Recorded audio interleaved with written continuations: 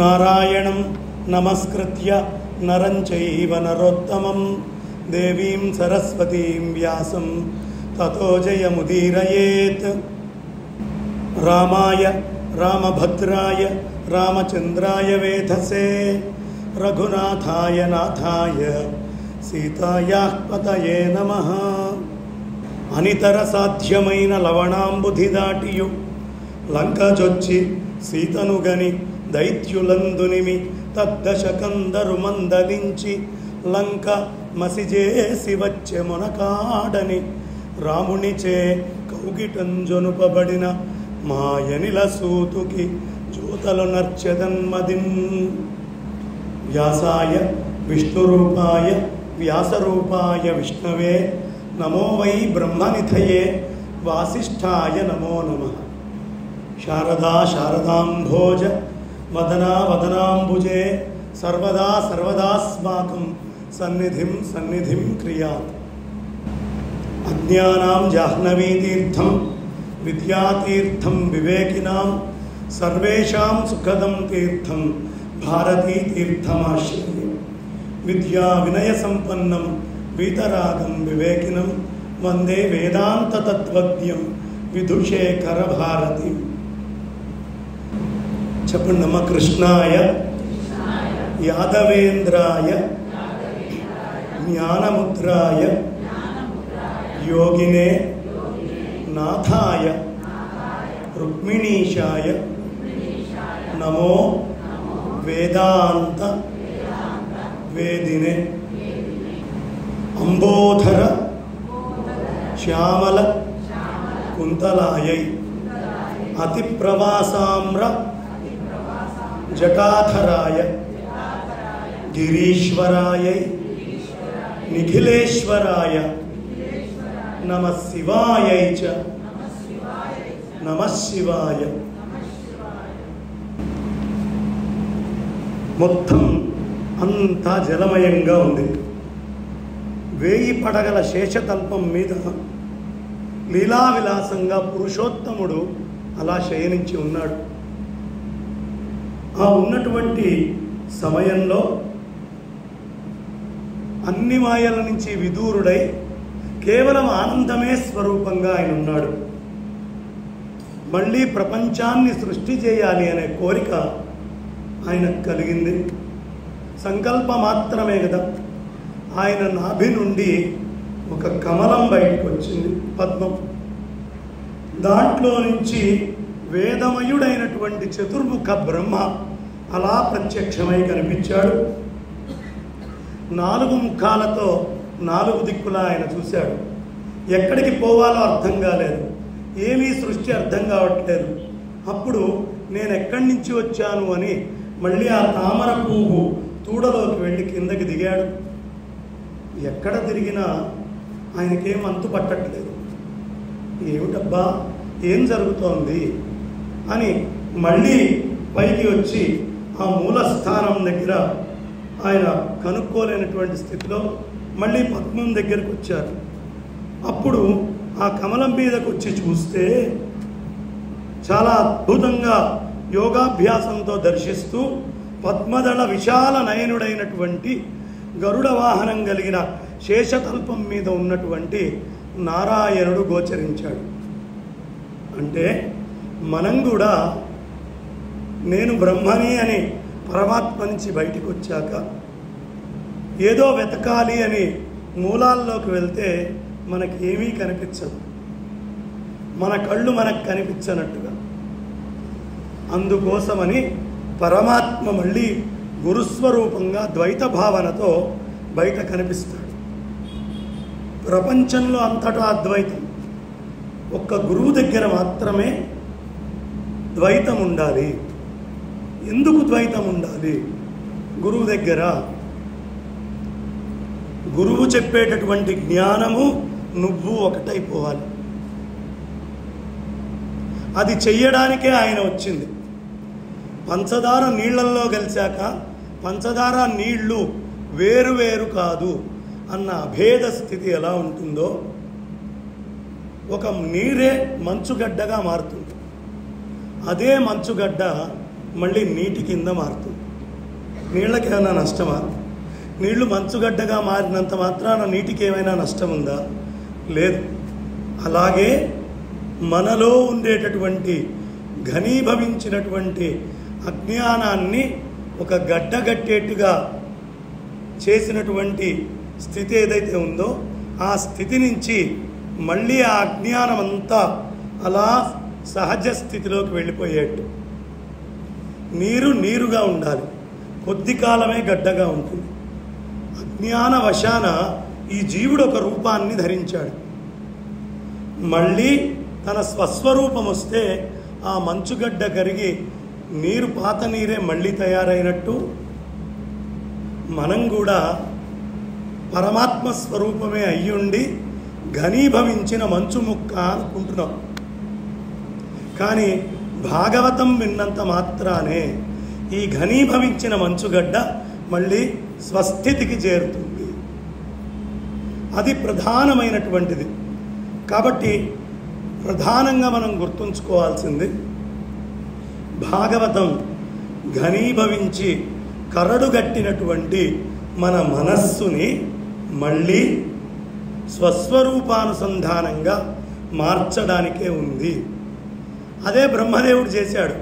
తాను వెనక్కి వెళ్తే తన వల్ల కాలేదు. మంచుగడ్డ ఫ్రీజర్లోకి వెళ్తే అర్థం కాదు.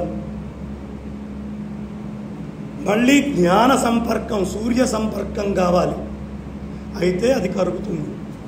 మనకి కూడా భాగవత సంపర్కం కావాలి, బ్రహ్మకి పరమాత్మ సంపర్కం కావాలి. అప్పుడు ఆయన చక్కగా అలా కనిపించి ఆ విరాట్ పరుషుడి యొక్క పాదాలకి ఒక్కసారిగా అభివాదం చేశాడు. విరాట్ పురుషుడి పాదాలకి అభివందనం చేశాడు అన్నప్పుడు మనం ఇందాక కథలో చెప్పుకున్నాం, ఒక పాదము మీద ఎద్దు నడుస్తోంది అంటే ఏమిటి? ధర్మము ఒక పాదం మీద ఉంది. మరి 3 పాదాలు ఏమైనాయి అంటే చాలా విశేషమైనటువంటి విషయం పురుష సూక్తం చెప్తుంది. పాదోస్య విశ్వభూతాని త్రిపాదస్యామృతం దివి. ఒక్క పాదమే భూమి మీద ఉంది. ఈ విశ్వాలు అన్నీ కూడా ఒక్క పాదమే. దానిపైన ఇంకా 3 పాదాలు ఉన్నాయి. ఈ 3 పాదాలు మనకు అర్థం కావాలి. ఈ కలియుగంలో కనిపించే విశ్వమే సత్యం అనుకుంటాడు. అందుకే పాదోస్య విశ్వభూతాని. కలియుగంలో ఒకటే పాదం. ద్వాపర యుగానికి వెళ్ళేటప్పటికీ ఈ ఒక పాదంతో పాటు ఇంకో పాదం కూడా ఉంది. అదేమిటి అంటే కాస్త స్వర్గాది లోకాలు ఉన్నాయి, ఖచ్చితంగా ఇక్కడ పాపం చేస్తే అక్కడ అనుభవించాలి. 2 పాదాలు. ఇంకా పైకి వెళ్దాం. త్రేతాయుగానికి 3 పాదాలు ఉన్నాయి.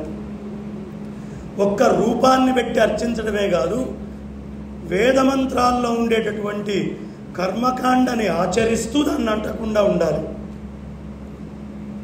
3 పాదాలు. కృతయుగంలో 4 పాదాలు ఉన్నాయి. 4వ పాదం ఏమిటో తెలుసా అమ్మ? మొదటి పాదం తపస్సు, అంతర్ముఖంగా. ఇది ఒక్కటే ప్రధానం. కాబట్టి 4 పాదాలు. ఈ మిగతా 3 పాదాలు మనకు కనిపించట్ల. ఓ ఉదాహరణ చెప్పుకుందాం, తేలిగ్గా అర్థమయ్యేది. ఇప్పుడు నాకు నిద్ర వస్తుంది. 2 ఆవలింతలు వచ్చి మనకి బయట వాళ్ళకి ఓహో వీడి కళ్ళు ఇలా విప్పారుతున్నాయి, నిద్ర వస్తుంది అని గుర్తిస్తాం. అది కనిపించకపోతే ఎదుటివాడికి నిద్ర వస్తుందని మనకు తెలియదు. అవునా? సరే, కానీ వాడికి నిద్ర వస్తుందని ముందే మనసుకు తెలుసు. ఆవలింత వస్తుంది అని వాడి మనసుకు తెలిసాకే ఆవలింత వచ్చింది. అవునా? ఇది 2వ దశ. ఇంకా లోపలికి వెళ్తే మనస్సుకి ఎలా తెలిసింది? మన శరీరంలో trillions and trillions of cells ఉన్నాయి.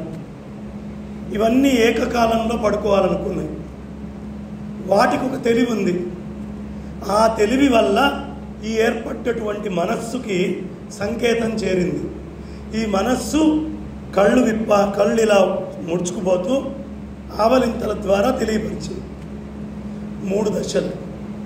మరి నా ఒంట్లో సెల్స్కి, మీ ఒంట్లో సెల్స్కి అన్నిటికీ నిద్రపోయే లక్షణం ఉంది. కానీ నాకు మీకు మధ్యలో ఏ తాడు, ఏది సూత్రము ఏం లేదు. కానీ నా శరీరంలో ఉండే పరాప్రకృతికి, మీ శరీరంలో ఉండే పరాప్రకృతికి నిద్ర వస్తుంది. రెండిటికీ నిద్ర వస్తుంది. ఎలా అంటే ఈ అన్ని సెల్స్లో ఉండే నిద్రాస్థితిని తెలియపరిచే ఒక మహా తెలివి, విశ్వం మొత్తం నడిపిస్తున్న తెలివి ఇంకోటి ఉంది. అది 4వ పాదం. ఏమ్మా, అది పరమాత్మ.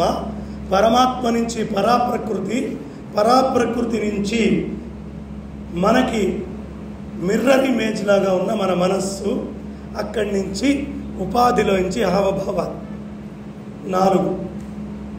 కానీ ఈ వెనకాల 3 చూసే వాళ్ళకి తెలియవు. కలియుగంలో మనమంతా ఈ కంటితోటి చూసేది, ఈ చెవులతోటి వినేది, ఇదే నమ్ముతాం. ఏమ్మా, కాబట్టి మనమందరం బాగా గుర్తుంచుకోవాల్సిన విషయము, మనకంటే పైన చాలా గొప్ప తెలివి పనిచేస్తుంది. చాలా గొప్ప తెలివి. మన తెలివంతా అతి తెలివి. ఇప్పుడు నాకు మాట చాలా కష్టంగా వస్తుంది, కానీ అసలు మాట దేనివల్ల వస్తుంది? ఆ పరాశక్తి వల్లే వస్తుంది. ఆ తల్లినే మూకాంబిక అంటాం, ఆ తల్లినే కామాక్షి అంటాం. ఆవిడే పరాప్రకృతి, పరాశక్తి. ఈ మాట రావడం నా చేతిలో లేదు, మాట ఆగడము నా చేతిలో లేదు. మనము శరణాగతులమై, అమ్మా నీ దయ, నువ్వేం చేస్తే అది అని ఓ ధైర్యంతో మనం ఉండాలి. అప్పుడు ఆ తల్లి మిగతా అయినటువంటి అంశమంతా కూడా చూసుకుంటుంది. ఇది ప్రధానము. అంటే మన తెలివి కంటే గొప్పదైన పరాప్రకృతి తెలివి ఈ భూమి మీద పనిచేస్తుంది. ఈ సృష్టిలో ముందు వృక్షాలు పుట్టే, అందులో పూలతో నిమిత్తం లేని విత్తనాలు కలిగినటువంటి రావి, మోదిగ, మర్రి. ముందు ఈ 3 చెట్లు వచ్చినాయి, రావి, మోదుగ, మర్రి. ఈ సృష్టి చక్కగా తర్వాత పుష్పించే వృక్షాలు వచ్చినాయి. ఆ విత్తనాలే కాయధాన్యాలు, మొక్కలు అయినాయి. తరువాత పువ్వులు పూసే లతలు వచ్చినాయి. తర్వాత ఉత్తి చర్మమే ఉంది, చర్మం మాత్రమే ఉండే వెదురు బొంగులు, ఇవి వచ్చినాయి. తర్వాత మామిడి ఆదిగా కలిగినటువంటి పళ్ళ చెట్లన్నీ కూడా వచ్చినాయి. ఆ తర్వాత 2 కిట్టల జంతువులు, ఏమిటవి? ఎద్దులు, దున్నలు, మేకలు, పందులు ఆదిగా కలిగినటువంటివి అన్నీ వచ్చినాయి, 9 జాతులు. ఆ తర్వాత ఒకటే డెక్క ఉన్న గాడిద వచ్చింది. తర్వాత గుర్రం. ఇలా 6 జాతులు, 5 గోళ్ళు ఉండేటటువంటివి వచ్చినాయి. 5 గోళ్ళు ఉండేవి ఏమేమిటి? మార్జాలము, శునకము, శార్దూలము, సింహము, మర్కటము, గజము, కూర్మాదులు, 12 జాతులు. మొసలి, చేప ఆదిగా గల జలచరాలు, గ్రద్ద, డేగ, కొంగ, నెమలి, హంస ఆదిగా గల పక్షులు, అనంతరం మనిషి. ఇది ఆయన సృష్టి. ఇదంతా తెలియాలమ్మా. ఎందుకు తెలియాలి అంటే ఇదంతా విరాట్ పురుషుడి శరీరం. వృక్షాల్లో తెలివి ఉంది, గాడిదలో తెలివి ఉంది, కుక్కల్లో తెలివి ఉంది, పాముల్లో తెలివి ఉంది, పక్షులలో తెలివి ఉంది, చేపలు మొసళ్లలో తెలివి ఉంది. ఈ అన్నిటిలో తెలివి ఒకటేలాగా పనిచేస్తుంది. అన్నిటిలో తెలివి ఒకటేలాగా ఉంది. కాబట్టి ఈ తెలివి చాలా మహత్తరమైనటువంటిది. మళ్ళీ తర్వాత విభుదులు, పితృదేవతలు, సురలు ఒక గణంగా ఏర్పడ్డారు. గంధర్వ అప్సరోజాతుల్లోకి గణంగా ఒక గణంగా, యక్ష రాక్షసులు ఒక వర్గంగా, భూత ప్రేత పిశాచాలు ఒక కూటంగా, సిద్ధ చారణ విద్యాధరులు ఇంకొక వర్గంగా, కిన్నెర కింపురుష ఒక విధమైనటువంటి దేవగణాలుగా. ఇప్పుడు నీకు కాలస్వరూపం చెప్తాను అన్నాడు. కాలాన్ని చెప్పడం ఆరంభించాడు. హరయే నమః.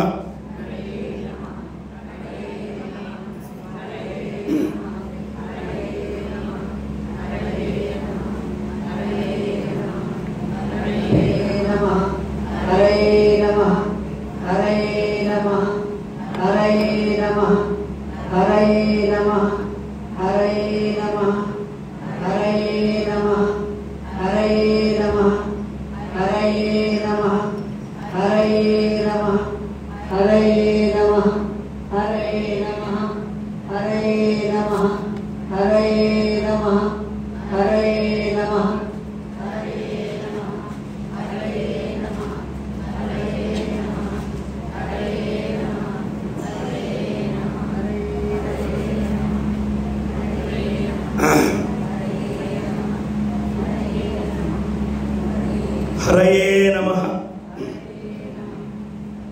ఇక కాలస్వరూపాన్ని చెప్పడం మొదలుపెట్టాడు. ఆకాశంలో సూర్యకిరణంలో త్రసరేణువు 6 భాగాలు.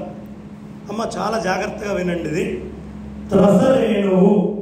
ఈ త్రసరేణువు 6 భాగాలుగా ఉంది. ఆ 6 భాగాల త్రసరేణువులో 6వది పరమాణువు. అంటే పరమాణువు కంటే చిన్నది చెప్తున్నాడు. ఫోటాన్స్ ఇంకా లోపలికి కూడా క్వాంటాస్, చార్జ్డ్ పార్టికల్స్లోకి వెళ్ళి చెప్తున్నారు ఇక్కడ. అందులో 6వ వంతు పరమాణువు. ఆ పరమాణువులో సూర్యుడు గతించే కాలాన్ని సూక్ష్మకాలము అంటారు. ఆ పరమాణువులోకి సూర్యుడి యొక్క తేజస్సు ఎంటర్ అయ్యేటటువంటి టైంని, చాలా విశేషమైనటువంటి సమయం చూడండి అమ్మా. కాలము అణువుల్లోకి ప్రవేశిస్తుంది అనే విషయము ఒక్క భాగవతమే చెప్తోంది. దాన్ని సూక్ష్మకాలము అన్నారు. ఇప్పుడు చెప్తానమ్మా. ఒక క్షణం గడిచింది అని ఎలా చెప్తారు? వాచ్ చూసండి, వాచ్ పగిలిపోయింది, క్షణం ఆగిందా? లేదు కదా. సరే, సూర్యుడిని చూసి సూర్యుడు లేకపోతే క్షణం లేదా? ఉంది. క్షణం గడిచింది అని ఎలా చెప్తారు? సూర్యుడిని బట్టి గడిచే క్షణం అయితే అమెరికాలో ఈ సమయంలో లేదు, ఆస్ట్రేలియాలో ఈ సమయంలో సూర్యుడు లేడు. 5 గంటలు తేడా, రాత్రి 9:30 అయింది వాళ్ళకి. సూర్యుడు లేడు, క్షణం గడవట్లేదా? కాదు. దేన్ని బట్టి తెలుస్తుంది కాలము? నా బుద్ధిని బట్టి, నా మనస్సును బట్టి అనుకుంటే లాభం లేదు. నువ్వు కోమాలో మంచం మీద పడుకున్నా, నీకేం తెలియకపోయినా నీ వయస్సు నువ్వు ఎన్నేళ్ళుంటే అంతా పెరుగుతుంది, అనుమానం లేదు. మరి దేన్ని బట్టి కాలం ఒక క్షణం గడిచిందని తెలుస్తోంది అంటే, మన శరీరంలో పరమాణువులు ఉన్నాయి. అమెరికాలో వాడికి, ఆస్ట్రేలియాలో వాడికి అందరికీ ఉన్నాయి. సూర్యనారాయణమూర్తి యొక్క గతి వల్ల, ఆయన ప్రవేశం వల్ల ఒకటేసారి నాలో, అమెరికాలో ఉన్నవాడిలో, న్యూజిలాండ్లో ఉన్నవాడిలో అందరిలో కూడా మార్పులు జరుగుతున్నాయి. ఈ మార్పునే ఇప్పుడు కొత్తగా సైంటిస్టులు మాలిక్యులర్ టైం అని క్యాలిక్యులేట్ చేస్తున్నారు. కానీ సనాతనమైన వైదిక ఋషి ఈ మాలిక్యులర్ టైం గురించి ఎప్పుడో చెప్పాడు. మనకి సాక్ష్యం 1650లో గెలీలియో టెలిస్కోప్ కనుక్కున్నాడు. హబ్బెల్ ఎక్స్పాన్షన్ థియరీస్ చెప్పాడు 1920వ శతాబ్దంలో. లైట్ ఎక్స్పాన్షన్ థియరీస్ వచ్చినాయి. కానీ ఇవేవి రాకముందే పోతన భాగవతం రాశాడు అని మనకు తెలుసు కదా. టెలిస్కోప్ కూడా కనుక్కోకముందే అప్పుడే ఈ ప్రయోగాలన్నీ చేయబడ్డాయి. భూగోళ వర్ణన, ఖగోళ వర్ణన, నరకలోక వర్ణన ఇవన్నీ కూడా ఇందులో వస్తాయి తర్వాత. కాబట్టి కాలము ఒక్కసారిగా మొత్తము జరిగే మార్పుని బట్టి తెలుస్తుంది. ఈ మార్పు ఏ మార్పు చెందినటువంటి పరమాత్మ యొక్క సంకల్పం వల్ల వచ్చిన మార్పు. ఆయన మార్పు చెందడు. మార్పు చెందేదంతా అసత్యం. నేను మారానా, నేను అసత్యం. మీరు మారారా, మీరు అసత్యం.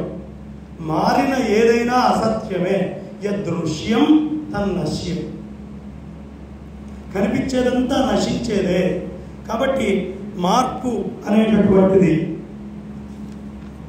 అందరిలోనూ వస్తోంది.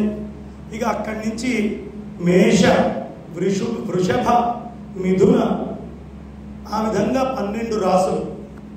మేషము, వృషభము, మిథునము, కర్కాటకము, సింహము, కన్యా, తుల, వృశ్చికము, ధనస్సు, మకరం, కుంభం, మీనం. 12 రాసులు. ఈ 12 రాసులు ఏమిటండి అంటే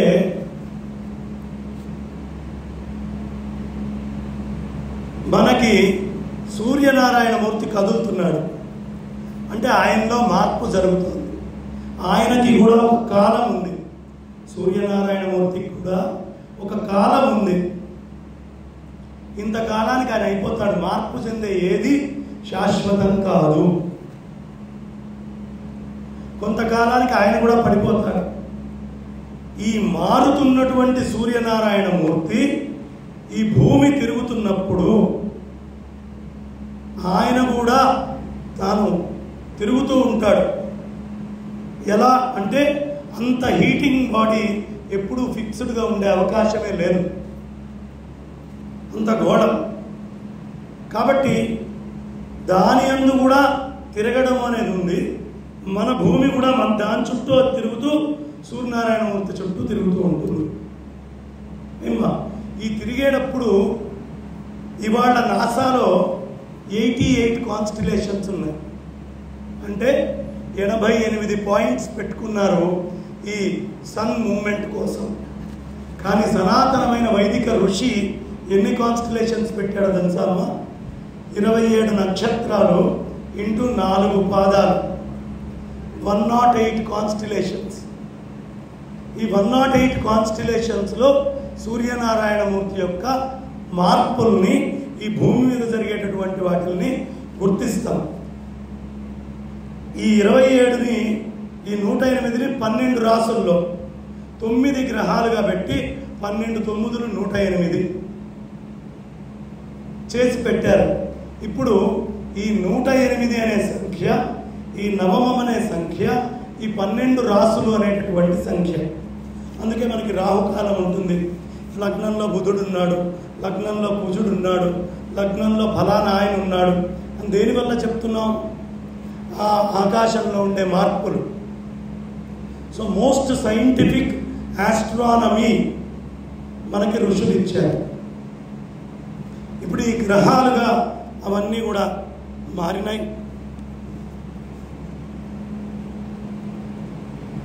ఇక ఆ పరమాణువులు 2 కలిస్తే ఒక అణువు అవుతుంది. ఈ మాట టెలిస్కోప్ కంటే ముందే, రూథర్ఫర్డ్ కంటే, హేడింగర్ కంటే, బోర్ కంటే, సోమర్ఫీల్డ్ కంటే ముందే ఇక్కడ రాశారు. 2 పరమాణువులు కలిస్తే ఒక అణువు. 2 atoms join together to form a molecule. అణువులు 3 కలిస్తే త్రసరేణువు.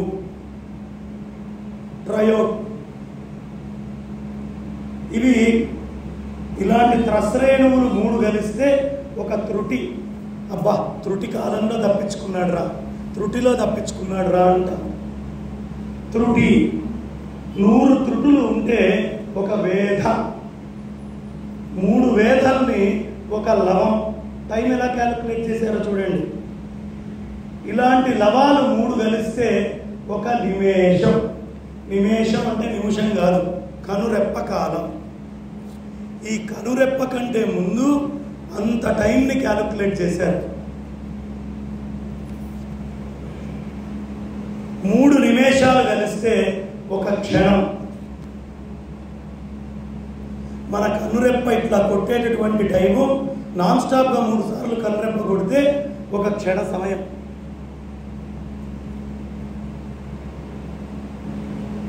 అలాంటి 5 క్షణాలు ఒక కాష్ఠ. 10 కాష్ఠలు కలిస్తే ఒక లఘువు. 15 లఘువులు కలిస్తే ఒక నాడి. 2 నాడులు కలిస్తే ఒక ముహూర్తం. 3 ముహూర్తాలు ఒక జాము. 4 జాములు ఒక పగలు. 4 జాములు ఒక రాత్రి. ఇలా ఒక రోజు. 7 రోజులు ఒక వారం. 2 వారాలు ఒక పక్షం. 2 పక్షాలు ఒక మాసం. 12 మాసాలు ఒక సంవత్సరం. మొత్తం 100 సంవత్సరాలు మానవుడికి ఇచ్చిన ఆయుర్దాయం. ఈ మానవ సంవత్సరం దేవతలకి ఒక రోజు. 100 సంవత్సరాలు అయితే దేవతలకి ఎంత? ఒక్క రోజు. మనకి ఒక చీమ పుట్టిపోతే ఎట్లాగో మనం పుట్టిపోతే దేవతలకు అట్లా ఒక్క రోజు. ఇక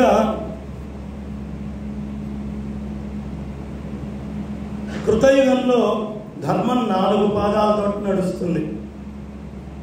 త్రేతాయుగంలో 3 పాదాలు, ద్వాపరంలో 2, కలియుగంలో 1 పాదం. కలియుగంలో మనందరికీ ధర్మబుద్ధి నశించడానికి కారణం ఇదే. పాప చింతలు కలగడానికి ఇదే. దుష్టకర్మలన్నీ పెరగడానికి కూడా, తప్పుడు పని చేయడానికి ఒక్క క్షణం కూడా మనం ఆలోచించట్లేదు.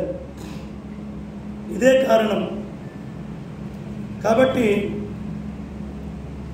యుగాలు 4 కలిస్తే ఒక మహాయుగం. 4 యుగాలు కలిస్తే దాన్ని మహాయుగము అంటారు. అలా 1000 యుగాలు, 1000 మహాయుగాలు కలిశాక బ్రహ్మదేవుడికి ఒక్క పగలు. అప్పుడు ఆయన నిద్రపోవడానికి సిద్ధమవుతాడు. 14 భువనాలు అప్పుడు పరమాణ రూపుడై పరమాత్మ యందే లీనమవుతాయి. 14 భువనాలు లీనమైపోతాయి బ్రహ్మ నిద్రపోయినప్పుడు. బ్రహ్మ నిద్ర లేచాక మళ్ళీ సృష్టి ఆరంభమవుతుంది. దాత యథాపూర్వం కల్పయన్, మళ్ళీ యథాపూర్వంగా ఆయన సృష్టి చేస్తాడు లేచి. మనం అందరం కూడా ఉదయం నుంచి సాయంత్రం పడుకునేదాకా మనస్సులో రకరకాల విషయాల సృష్టి చేస్తాం. కొన్ని పాతవే, కొన్ని కొత్తవే, ఏదో సృష్టి అవుతూనే ఉంటుంది. నిద్రపోయాం, ఏమైంది? సృష్టి మొత్తం సుషుప్తిలోకి వెళ్ళిపోయింది. ఎక్కడ పోయింది సృష్టి అంతా? సుషుప్తి. మళ్ళీ మేలుకోగానే నాయన కళ్ళు తెరిచావు కదా, ప్రపంచాన్ని చూడు అని ఎవరైనా చెప్పాలా? ఎవరు చెప్పక్కర్లా, మనంతట మనమే ప్రపంచాన్ని చూస్తాం. అలాగే బ్రహ్మదేవుడు నిద్రించినప్పుడు 1000 సంవత్సరాలు సృష్టి లేకుండా ఈ భూమి ఉంటుంది. మళ్ళీ సృష్టి ఆరంభమవుతుంది. ఇది తెలియాలి. సృష్టి మళ్ళీ ఆరంభమవుతుంది. 14 భువనాలు అప్పుడు పరమాణు రూపుడైన పరమాత్మ యందే లీనమవుతాయి. మళ్ళీ బ్రహ్మనిద్ర లేచాక సృష్టి ఆరంభమవుతుంది. ఈ సృష్టిలో ఎన్నో చిత్రాలు ఉన్నాయి. ఒకసారి ఆ పరమేష్ఠి, ఆ మహాదేహాభిమానం కలిగి అహంకారం నిండిన మోహాన్ని, తరుణీ సంగమం, గంధమాల్యాను లేపనం, ఇలాంటివన్నీ కలిగినటువంటి పశుపాంఛలతో మహామోహాన్ని, అవి తీరనందుకు కలిగే క్రోధంలో అంధతామిశ్రము, ఇది నశించగా నేనే నశించాను అని భ్రమ కలిగించే తామిశ్రము. అంధతామిశ్రము, తామిశ్రము అనేవి నరకాలు. నరకాలు ఎలా పుట్టాయో చెప్తున్నాడు.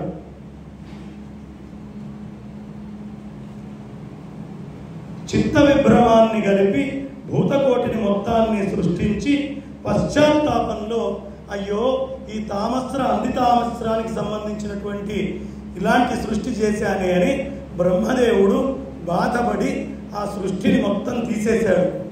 తీసి పునః మళ్ళీ సృష్టి చేశాడు.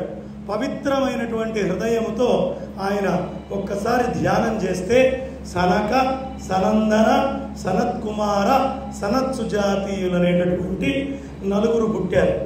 వాళ్ళని నాయన మీరు సృష్టి కార్యం చేయండి అని అడిగారు. ఒక్కసారి వాళ్ళు నవ్వి ఏమిటి ఇలా సృష్టి అనేటటువంటిది ఆలోచించి ఆ చిన్న నవ్వుతోటి మేము సృష్టి చేసేవాళ్ళం కాదు, తపస్సులో బ్రహ్మముతోటి అనుసంధానమై ఉంటాము అని చెప్పారు. అప్పుడు మోక్ష ధర్మమే మాకు ప్రధానము, నారాయణ చరణ సేవ తప్ప మాకు ఇంక మిగతావన్నీ అనవసరము అని చెప్పారు. అంతతో ఆయనకి మళ్ళీ క్రోధం వచ్చింది. క్రోధం వచ్చేటప్పటికీ బ్రహ్మదేవుడి కోపములో భూమధ్యంలో నుంచి రుద్రుడు పుట్టాడు. భయంకరమైన ఏడుపుతో రోదనం చేస్తూ వచ్చాడు. రోదనం చేస్తూ వచ్చాడు కాబట్టి నువ్వు రుద్రుడివి, రోదనంతో చేశాడు కాబట్టి రుద్రుడు అన్నారు. ఇక ఆకాశమంతా వ్యాపించి చంద్ర, సూర్య, అగ్ని, వాయు, జల, పృథివీ ప్రాణాలతో ఉంటావు పో అన్నాడు. ఈ రుద్రుడే మొత్తము ఈ పంచభూతాల్లో, చంద్రుడిలో, అగ్నిలో, అన్నిటిలో ఆవరించి ఉన్నటువంటి శక్తి రుద్రశక్తి. నా రుద్రో రుద్రమర్చయే, రుద్రుడు కానివాడు రుద్రుడిని అర్చించలేడు. అంటే పంచభూతాలు, మనస్సు, మేధ ఇవన్నీ లేనివాడు రుద్రుణ్ణి అర్చించలేడు అని మనకి ఇక్కడ తెలియపరుస్తున్నారు. ఇక హృదయంలో, తపస్సులో కూడా నీ నివాసం ఉంటుంది, ప్రతివాడి హృదయంలో నీ నివాసం ఉంటుంది అన్నాడు. ఆయనకి సృష్టి కార్యం అప్పగించాడు. అప్పుడు అన్ని విషయాల్లో ఆయననే పోలేటటువంటి గణాలన్నిటినీ రుద్రుడు సృష్టించాడు. రుద్రగణాలు వచ్చేసి విశ్వాన్ని మొత్తం మింగడం మొదలుపెట్టినాయి. అప్పుడు బ్రహ్మ వాళ్ళని వారించి మీరు తపోదీక్షలోకి వెళ్ళండి అని పంపించి 10 మందిని సృష్టి చేశాడు. వాళ్ళే దక్ష, నారద, పులహ, పులస్త్య, భృగు, క్రతు, ఆంగీరస, వశిష్ఠ, మరీచి, అత్రి అనే పేర్లతో ప్రఖ్యాతులయ్యారు. ఆ సమయంలో ధర్మదేవత, మృత్యుదేవతలతో పాటు మన్మధుడు పుట్టాడు. ధర్మదేవత, మృత్యుదేవత ఈ రెండిటి సమ్మిళనం. సంతానం కనడం ధర్మం, మృత్యువు కూడా ధర్మం. ఈ 2 పనులు కాముడు చేస్తాడు. కాబట్టి మన్మధుడు అలా పుట్టాడు. అప్పుడు పుట్టిన భారతీదేవిని బ్రహ్మ కామించగా ముందు పుట్టిన అత్రియాది మునులు ఆయన్ని నిందించారు. అప్పుడు ఆయన ఆ తనువుని మొత్తాన్ని చాలించి ప్రపంచమంతా మంచుతో నిండినటువంటి చీకట్లు గమ్మినాయి. ఆయన ఇంకో దేహం ధరించి సృష్టిని గురించి ఆలోచన చేయడం మొదలుపెట్టాడు. ఆయన 4 ముఖాల నుండి ఋక్, యజు, సామ, అథర్వ వేదాలు వచ్చినాయి. 4 వేదాలు పుట్టాయి. అలా సర్వశాస్త్రాలు ప్రభవించాయి. ప్రజా సృష్టి కోసం ఆలోచన చేయగా స్వయంభవ మనువు ఆయన భార్య శతరూప. స్వయంభవ మనువు భార్య. విడివిడిగా చెప్తారు, కలిపి చెప్తే మనకి తేలికవుతుంది అనే ఉద్దేశంతో ఆ సృష్టి, ఈ సృష్టి రెండింటినీ చెప్తున్నారు. శతరూప ఆయన భార్యగా, అలాగే స్వయంభవ మనువు ఇద్దరు వచ్చారు. ఆకూతి రుచికి, దేవహూతి గర్ధముణ్ణి, ప్రసూతి దక్షుణ్ణి వివాహం చేసుకున్నారు. వీళ్ళ వల్ల మానవ ప్రపంచమంతా కూడా ప్రవృద్ధమైంది. స్వయంభవ మనువు ప్రజా సృష్టి చేసి వాళ్ళందరినీ నారాయణుడి యొక్క భక్తులుగా రూపొందించాడు.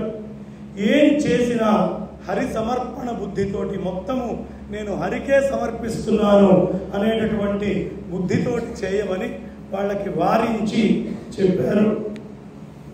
చతుర్ముఖుడు ఆదేశించాడు, ప్రజాపతి ఇది మొత్తము జలంతో నిండి ఉందయ్యా, మా బిడ్డలందరూ సుఖంగా నివసించడానికి యోగ్యమైన స్థలం కావాలి. ఎప్పుడైనా వాడొక్కడే బ్రహ్మచారిగా బాగుందండి, ఇదంతా జలమయంగా ఉంది, మాకు భూమి కావాలి. చూడండి, మీరు పెళ్ళయ్యేదాకా కూడా లేదు, కాస్త 15, 16, 17 ఏళ్ల వయసు వచ్చేదాకా ఏదో ఇల్లు చేసేసేయాలి, ఇంకోటి చేయాలనే కోరిక ఉన్నా బలీయంగా అది కార్యరూపంలోకి పోదు. సంతానం వచ్చి మరి నా పిల్లల్ని నేను ఎక్కడ ఉంచుకోవాలి, వీళ్ళు జాగ్రత్తగా ఉండాలి కదా, వీళ్ళ బాగోగులకు ఓ ఇల్లు కావాలి, ఓ స్థలం కావాలి, ఇవన్నీ కూడా సంతానం వచ్చాక బాగా అభివృద్ధి చెందుతాయి. ఈ కోరికలన్నీ కూడా ఎక్కువగా వస్తాయి. అలాగే ఇది మనకే కాదు, ప్రజాపతి కూడా అంతటి వాడికి కూడా నాకు భూమి కావాలయా, కొంచెం ల్యాండ్ ఏర్పాటు చేయి అని అడిగే పరిస్థితి. నా బిడ్డలందరూ సుఖంగా నివసించడానికి యోగ్యమైన స్థలం ఇయ్యి అని నారాయణుడిని ప్రార్థించాడు. అప్పుడు ఆ నారాయణుడు ఈ భూతత్వము అనేటటువంటి మొత్తము హిరణ్యాక్ష హిరణ్యకశిపుల యొక్క అవతారాలు, వాళ్ళు ఎలా వచ్చారు, ఈ మొత్తము కూడా మనకి చెప్పడం ఆరంభిస్తారు. ఇప్పటిదాకా మనము సృష్టిని మొత్తం విరాట్ పురుష రూపం అనే అవతారంగా చూసాం. ఈ విరాట్ పురుషుడు తన స్థాయిని తగ్గించుకొని భూమిని కాపాడటానికి ఓ రూపాన్ని ధరిస్తే ఎలా ఉంటుంది అనే అంశాన్ని ఇక్కడ మనకి బోధించబోతున్నారు. ఒక సాయం సమయంలో సంధ్యా సమయం అవుతోంది. అయ్యేటటువంటి సమయంలో ఈ ప్రజాపతికి 2 భార్యలున్నారు. ఎవరు? దితి, అదితి. ఇందులో దితి అంటే ఖండించేది, అదితి అంటే భర్త మాటని ఖండించనిది. మొగుడి మాటకి ఎదురు చెప్పనటువంటి స్త్రీని అదితి అంటారు. మొగుడు మాటకి ఎదురు చెప్పడమే మొదటి పనిగా పెట్టుకున్న వాళ్ళు దితి. ఆమెకి సంధ్యా సమయంలో సంతానం కావాలి అనేటటువంటి కోరిక వచ్చింది. ఈ కోరిక వచ్చి ఆమె దితి వెళ్ళి భర్తను అడిగింది, నాథా, నాకు అందరూ సంతానవతులై సుఖంగా ఉన్నారు, నాకు సంతానం కావాలి, సంతాన వాంఛ నన్ను బాధిస్తోంది, నాకు పిల్లలు కావాలి అని కోరుకుంది. ఈ క్షణంలో నాకు సంతానవతి అయ్యే అవకాశాన్ని అనుగ్రహించండి అని భార్య కోరిక కోరింది. భార్య కోరినటువంటి కోరికని భర్త తీర్చాలి. ఇది రామాయణంలో జింకని చూడటానికంటే ముందు వెళ్ళినప్పుడే అగస్త్యభ్రాత ఆశ్రమంలో అగస్త్యభ్రాత చెప్తాడు, ఆమె కోరిక ఏదైనా కోరితే మాత్రం తీర్చకుండా ఉండకు అని. కాబట్టి భార్య కూడా తొందరపడి కోరకూడదు, భర్త కూడా కోరిక తీర్చకుండా ఉంటాను అనే స్థితిలో ఉండకూడదు. ఈ రెండు చాలా పరస్పరమైనటువంటి ధర్మాలు. సంధ్యా సమయాలు దానికి మంచిది కాదు అని మంచి మాట చెప్పాడు. ఇక కశ్యప ఋషిని సమీపించి సంతానకాంక్షతో కామాతురయ్యి సంభోగాన్ని పొందింది. అప్పుడు కశ్యపుడు సంధ్యా సమయంలో శివుడు భూతగుణాలతోటి సంచరిస్తూ ఉంటాడు. ఈ సమయంలో సంభోగం చేయడం వల్ల క్రూరమైనటువంటి పాప ఫలితాలు కలుగుతాయి. కాబట్టి సంధ్యా సమయము పనికిరాదు. సంధ్యా సమయము అంటే సూర్యనారాయణమూర్తి ఉండకూడదు, వెలుగు మాత్రమే, సూర్యుడు అస్తమించి ఉండాలి, వెలుగు మాత్రం ఉండాలి, చీకటి రాకూడదు. అంటే చీకటి రాకూడదు, సూర్యుడు ఉండకూడదు, వెలుగు మధ్యస్థంగా ఉండాలి. ఆ సమయాన్ని సంధ్యా సమయము అంటారు. కాబట్టి నువ్వు ఏదైతే ఈ తప్పుడు పని చేశావో, ఈ తప్పుడు పని వల్ల మనకి చాలా దారుణమైన భయంకరమైన రాక్షసులు ఇద్దరు ఉద్భవించి వాళ్ళు శ్రీహరి చేతిలో సంహరించబడతారు అనేటటువంటి మాట చెప్పాడు. దితికి ఎక్కడ లేని భయం కలిగింది. సంతానం కలిగి ఆ సంతానము కాలం చేస్తుంది అంటే ఎక్కడ లేనటువంటి భయం వచ్చింది. తన పుత్రులు శ్రీహరి చేత సంపరింపబడతారని నాథుంటి పరిపరి విధాలుగా ప్రార్థించింది. అప్పుడు ఆయన చెప్పాడు, నీ కొడుకులు తప్పుడు వాళ్ళు అయినప్పటికీ వాళ్ళకి పుట్టేటటువంటి వాడు ఉన్నాడమ్మా, వాడు మనల్ని తర్వాత తరాల్ని ఇటు 21 తరాలు అటు 21 తరాలు కూడా తరింపజేయగలిగినటువంటి మహానుభావుడు పుడతాడు. ఆయనే ప్రహ్లాదుడు. దితి తన గర్భములో 100 సంవత్సరాల కాలం దాచిపెట్టుకోనుంది. ఆ గర్భము నుంచి మహత్తర తేజం వెలువడుతూ ఉంటే లోకాలన్నీ కూడా కలవరం చెందడం మొదలుపెట్టినాయి. ఆమె గర్భంలో నుంచి భయంకరమైనటువంటి తేజస్సు అన్ని వైపులకి వ్యాప్తి చెందుతూ పోయింది. పోయేటప్పటికీ లోకాలన్నింటిలో కలవరం వచ్చింది. ఎందుకు అంటే ఈ తేజస్సు రాక్షసుల యొక్క ఉద్భవానికి రుద్రగణాలు పూర్వం ఎలా లయం చేసినాయో ఆ రుద్రగణ శక్తి మొత్తము ఇందులోకి ఆవాహన అయి మొత్తము లయం చేసేటటువంటి శక్తి. అందుకే మనకి చెప్తారు, సంధ్యా సమయంలో నిద్రపోకూడదు. ఉదయం సంధ్య గనక ఎవరైనా ఆలస్యంగా లేస్తే సంధ్య అయ్యాక ఆ ఇంట్లో సంధ్యా సమయంలో లేచినటువంటి వాళ్ళ పాపం అంతా కూడా ఈ ఆలస్యంగా లేచిన వాడు తీసుకుంటాడట. మరి సాయం సంధ్యలో ఎవడైనా నిద్రపోతూ ఉంటే ఈ ఉదయం సంధ్యలో నిద్రపోతున్నప్పుడు ఎవడెవడైతే పాపం తీసుకున్నాడో వాడి పాపం అంతా సాయం సంధ్యలో నిద్రపోయేవాడు తీసుకుంటాడట. కాబట్టి ఇది సాయం సంధ్యా సమయము. నా కోసం కాకపోయినా సాధ్యమైనంత మటుకు నిద్రపోకుండా జాగ్రత్తగా వినాల్సినటువంటి అవసరం ఉంటుంది. అందుకని సాయం సంధ్యా సమయంలో చేయకూడనటువంటి పనులు చాలా ఉంటాయి. ఆ సమయంలో చాలా జాగరూకులై సంధ్యావందనాదుల్ని అనుష్ఠానం చేసుకుంటూ స్త్రీలు కూడా అంత భస్మం తీసుకొని ఆ స్వామివారికి చూపించి ఇలా వదిలేయచ్చు. ఈ ఆచారము మంథనిలో అర్ఘ్యప్రదానం వదలటం సూర్యనారాయణమూర్తికి అనేది ఉంది, బయట ఎక్కడా లేదు. ఇది వేదకాలం నుంచి ఉంది కాబట్టి, గౌతముడు గోదావరి రాకముందు నుంచి ఉన్నటువంటి ఊరు కాబట్టి కొన్ని సంప్రదాయాలు మంథనిలో భిన్నంగా ఉంటాయి. అందులో మరి ఇప్పుడు ఎవరైనా చేస్తున్నారో లేదో నాకు తెలియదు, కానీ చాలా విశేషంగా ఇది చేయొచ్చు అనే విషయాన్ని మనకి చెప్తూ ఉన్నారు. కాబట్టి సంధ్యా సమయము మందేహారుణ పర్వతం మీద రాక్షసులు ఉంటారు. వాళ్ళందరూ సముద్ర మధ్యంలో ఉంటారట. ఈ టైంలో మన శరీరంలో కూడా జలం ఉండి 70% సముద్రమే ఉంది. ఈ రాక్షసులు బయటికి వస్తారట. సూర్యనారాయణమూర్తికి వదిలేటటువంటి అర్ఘ్య మంత్రాలతో వాళ్ళు మళ్ళీ వెళ్ళి ఆ మందేహారుణ ద్వీపంలో పడతారు.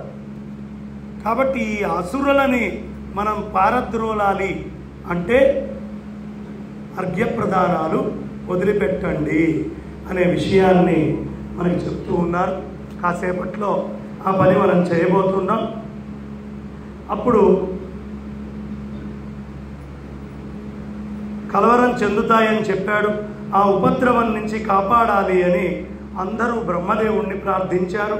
అప్పుడు బ్రహ్మ వాళ్ళకి సనక సనందాదులు వీళ్ళు వైకుంఠానికి వెళ్ళినటువంటి ఒక కథని చెప్పారు.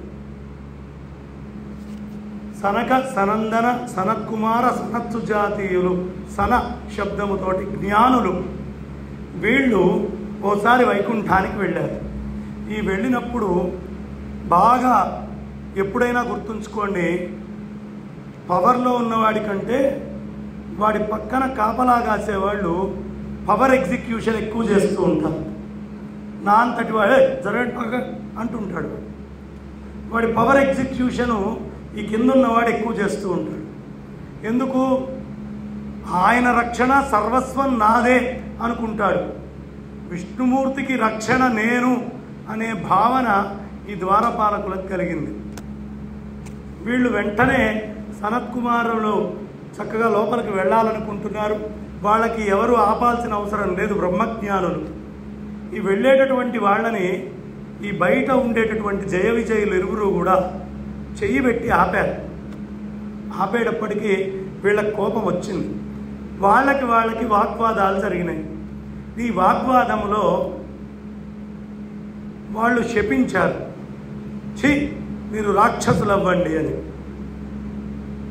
అప్పుడు ఈ బయట జరిగేటటువంటి గొడవంతా ఆలకించినటువంటి పరంధాముడు, ఆ పరాత్పరుడు, ఆ విష్ణుమూర్తి నారాయణుడు బయటకు వచ్చాడు. అయ్యో, వచ్చినటువంటి సనకాదులని మీరెందుకు ఆపారు? వాళ్ళని ఆపడానికి ఎవరికి హక్కు లేదు. బ్రహ్మజ్ఞానులని ఆపడానికి హక్కు లేదు. బ్రహ్మాన్ని ఎవడాపగలడు, ఎక్కడ ఆపగలడు? అది అంతటా వ్యాప్తి చెంది ఉంటుంది. కాబట్టి ఆపడానికి మీకు హక్కు లేదయ్యా. ఆ బ్రహ్మాన్ని వాళ్ళని చాలా తప్పు చేశారు అన్నాడు. మరి ఇంత శాపం మాకు వచ్చిందండి, మేమేం చెయ్యము, మేము ద్వారపాలకులనే కదా, మీ ఆర్డర్స్ మేరకే కదా మేము బయట నిల్చొని ఉంది, మీ యొక్క ఆజ్ఞ కదా, మాకు ఇంకేముంది. సరేనయ్యా, మీరు ఒక పని చేయండి, 7 జన్మలు పరమ భాగవతోత్తములై వైకుంఠానికి వస్తారా, 3 జన్మలు రాక్షసులుగా ఉండి పైకి వస్తారు అని అడిగారు. అడిగితే 7 జన్మలు మేము ఉండలేము స్వామి, రాక్షసులమైన 3 జన్మల్లో మేము బయటకు వచ్చేస్తాం, వైకుంఠానికి మేము చేరాలి అన్నారు. ఈ కథలో ఒక అద్భుతమైనటువంటి ఘట్టం ఉంటుంది. ఈ కథే మొత్తం భాగవతం అంతా. మనలో భాగవతం అంతా కూడా ఈ కథే.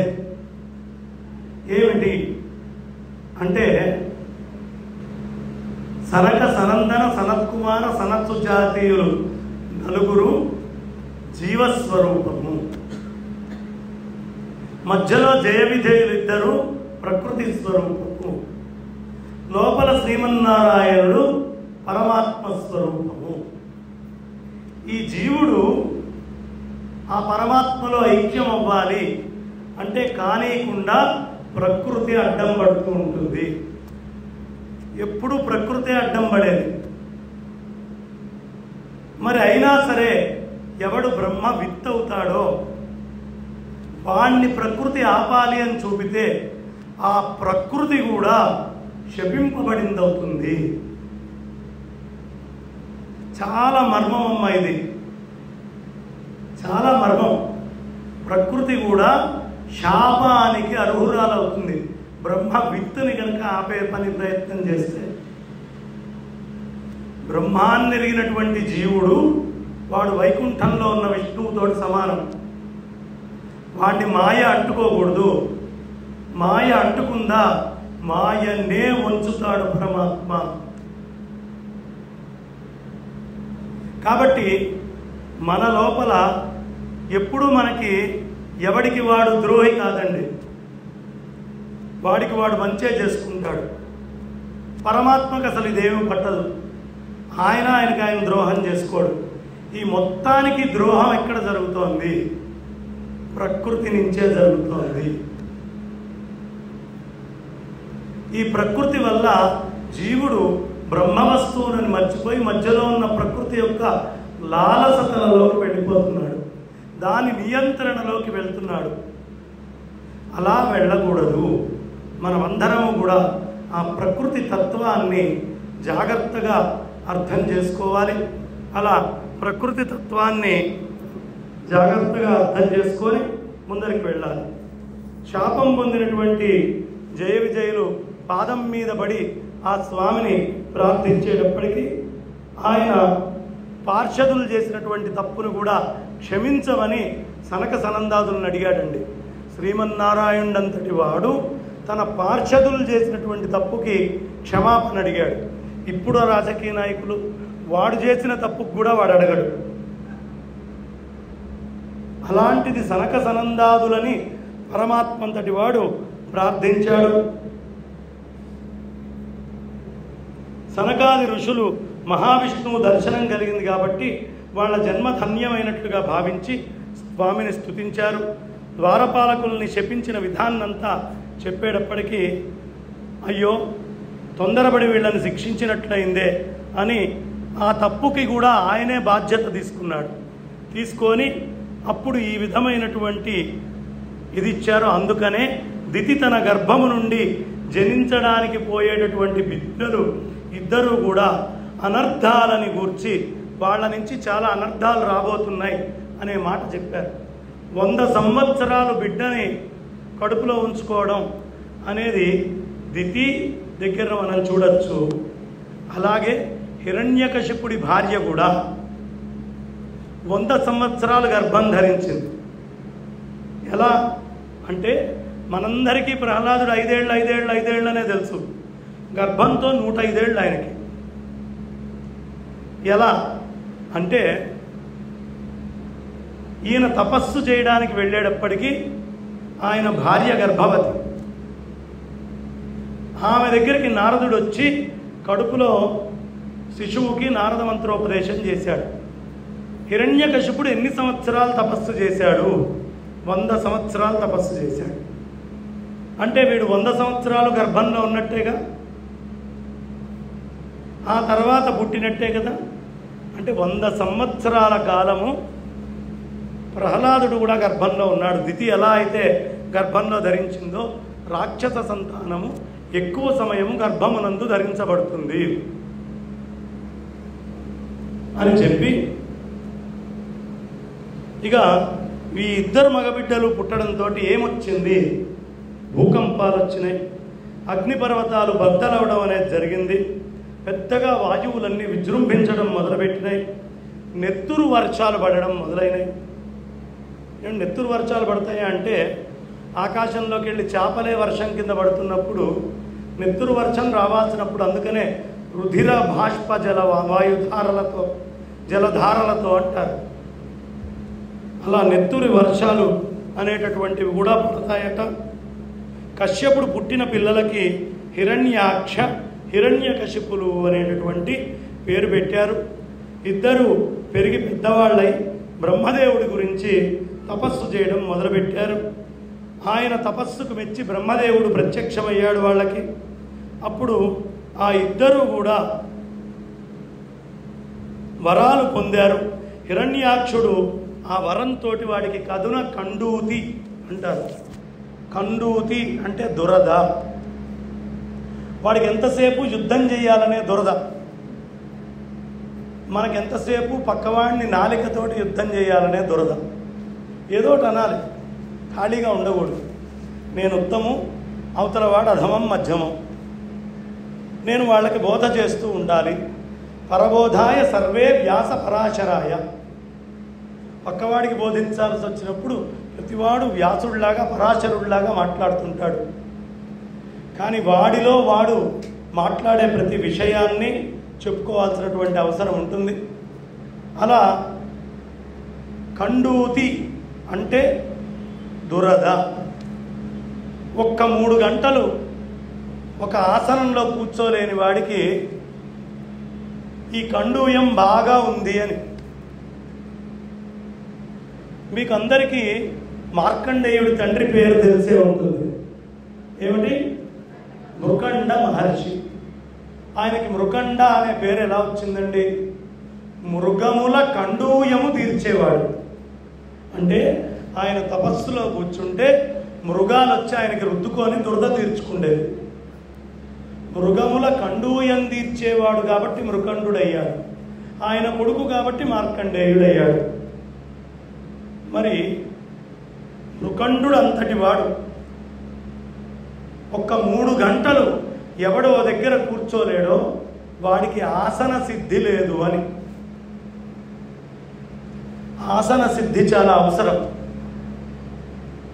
ఎందుకు ఆసన సిద్ధి లేదు అంటే బాగా టెన్షన్లో ఉన్నాడు, వాడు దగ్గర కూర్చోలేడు, వాడు అటు ఇటు తిరగడమో ఆదుర్ద పట్టడమో శరీరం ఊపేయడమో ఏదో చేస్తూ ఉంటాడు. మనిషి యొక్క మనో ప్రశాంతతకి గుర్తు ఓ దగ్గర తదేకంగా కూర్చొని ఉండడం. కాబట్టి ఏ స్థాయిలో కూర్చున్నాడయ్యా అంటే వాడి మనస్సును వదిలేయండి, బయట వేరే వాటి మనస్సు వచ్చి ఆయన్ని రుద్దుకున్నా కూడా అంటుకోనంత స్థాయిలో కూర్చున్నాడు. కాబట్టి వృకండ మహర్షి పూర్వం యతులు ఋషులు ఎంత తపస్సంపన్నులంటే వాళ్ళ మీద నుంచి తొండలు పాములు పాకుతున్నా కూడా వాళ్ళ శరీరానికి తెలిసేది కాదు. వివేకానందుడు కన్యాకుమారిలో మొత్తం ఈత కొట్టి దాటి వెళ్ళి కూర్చుంటే ఆయన మీద తొండలు పాకుతున్నా ఆయనకు తెలిసేది కాదు ధ్యానంలో. కాబట్టి తదేకంగా అలా ఒక 3 గంటలు కూర్చోలేని వాడికి ఆసన సిద్ధి లేదు, వాడి మనస్సు బాగా పరిభ్రమిస్తూ ఉంది. చెప్పుల్లో కాళ్ళు నిలవవు, ఇటు వెళ్ళాలి, అది చెయ్యాలి, ఏదో తిరగాలి, ఇంకోటి చేయాలి, అది సాధించాలి, ఇటు పోవాలి, పోనీ అక్కడికి పోయి ఆనందపడతాడు, మళ్ళీ అక్కడి నుంచి ఇక్కడికి ఎప్పుడు రావాలి, కంగారు కంగారు, హడావిడి హడావిడి. ఇదంతా కూడా మనస్సులో ఉండేటటువంటి కండూయము, దురద. దాన్ని ఇలా కూర్చోగలిగినప్పుడే తీర్చుకోగలుగుతాం. ఇలా ఊరికినే కూర్చుండే కంటే భాగవతం వింటూ కూర్చుంటే ఇంకా విశేషము. ఇదే పెద్దలు చెప్పారు మనకి. అందుకని చక్కగా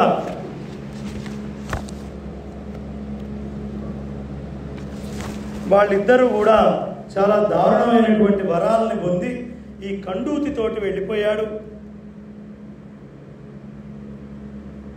ఈయన వెళ్ళి వీడేం చేశాడు, బ్రహ్మను గురించి తపస్సు చేసి యుద్ధం చేయడానికి వరుణుడి దగ్గరికి వెళ్ళాడు. వరుణుడు అన్నాడు, నాయన నీతోటి నేనేం యుద్ధం చేస్తాను, మేఘాలతోటి కొట్లాడాలనుకున్నాడు, నీతోటి నేనేం యుద్ధం చేస్తాను, నేను పనికిరానులే, నీతోటి శ్రీమన్నారాయణుడు యుద్ధం చేస్తాడు. అంటే వరుణుడు అంటే జలాలు, మన శరీరంలో ఉండే జలాలని వరుణంతో పోలుస్తున్నాడు. ఈ వరుణుడు ప్రాణాలకి గుర్తు. వాడు ప్రాణాల మీదకి పోవడం మొదలుపెట్టాడు. అరే ఈ ప్రాణాలు నీలాంటి ఈ వరాలున్న వాడిని ఏం చేయలేమమ్మా, మేము అల్లాడిపోవాలి, నీతోటి సమర్థుడు పరమాత్మే, వాడితోటి గొడవ పెట్టుకో అని వరుణుడు చెప్పాడు. వరుణుడి యొక్క మాట విని అంతే కదా, సమర్థుడితోటి యుద్ధం చేయాలి తప్ప ఎవరితో పడితే వాడితో ఎందుకు అని. ఆ సమయంలో భూమాత హిరణ్యాక్షుడితో ఉండగా చుట్టబడి సముద్రంలో ముంచబడ్డది. వాడేం చేశాడు, ఈ భూమిని మొత్తము అంతా కూడా ఓ చుట్టలాగా తీసుకొని దాన్ని ధరించాడు. ధరించి దాన్ని మొత్తం అణగొట్టి లోపలికి తొక్కాడు. తొక్కి ఆ లోపల సముద్రం లోపల కలపడం మొదలుపెట్టేటప్పటికీ బ్రహ్మ భూమిని ఎట్లా ఉద్ధరించాలి అని పరమాత్మను ఒక్కసారిగా తలుచుకున్నాడు. శ్రీ మహావిష్ణువు శ్వేతవరాహ రూపములో బ్రహ్మ నాసికాగ్ర భాగము నుండి జనించి పర్వతమంత ఆకారంతో వృద్ధి చెందాడు. భయంకరమైన ఘోషతో నీళ్ల లోపలికి ప్రవేశించి భూమిని తన కోరలతో ఉద్ధరించి నిలిపాడు. హిరణ్యాక్షుడు శ్రీహరిని వెతుక్కుంటూ నారదుడి యొక్క వాక్కుల్ని బట్టి జలముల వద్ద శ్రీహరిని చూసి అనేక విధాలుగా నిందించడం మొదలుపెట్టాడు. ఇక్కడ ఓ విశేషం చెప్తాను. ఇదంతా మూలాధార చక్రానికి సంబంధించింది. ఇప్పుడు చెప్పుకునేదంతా కూడా ఏమిటి మూలాధార చక్రంలో ఉన్నటువంటి విశేషం? ఒక కొబ్బరికాయ ఉందా?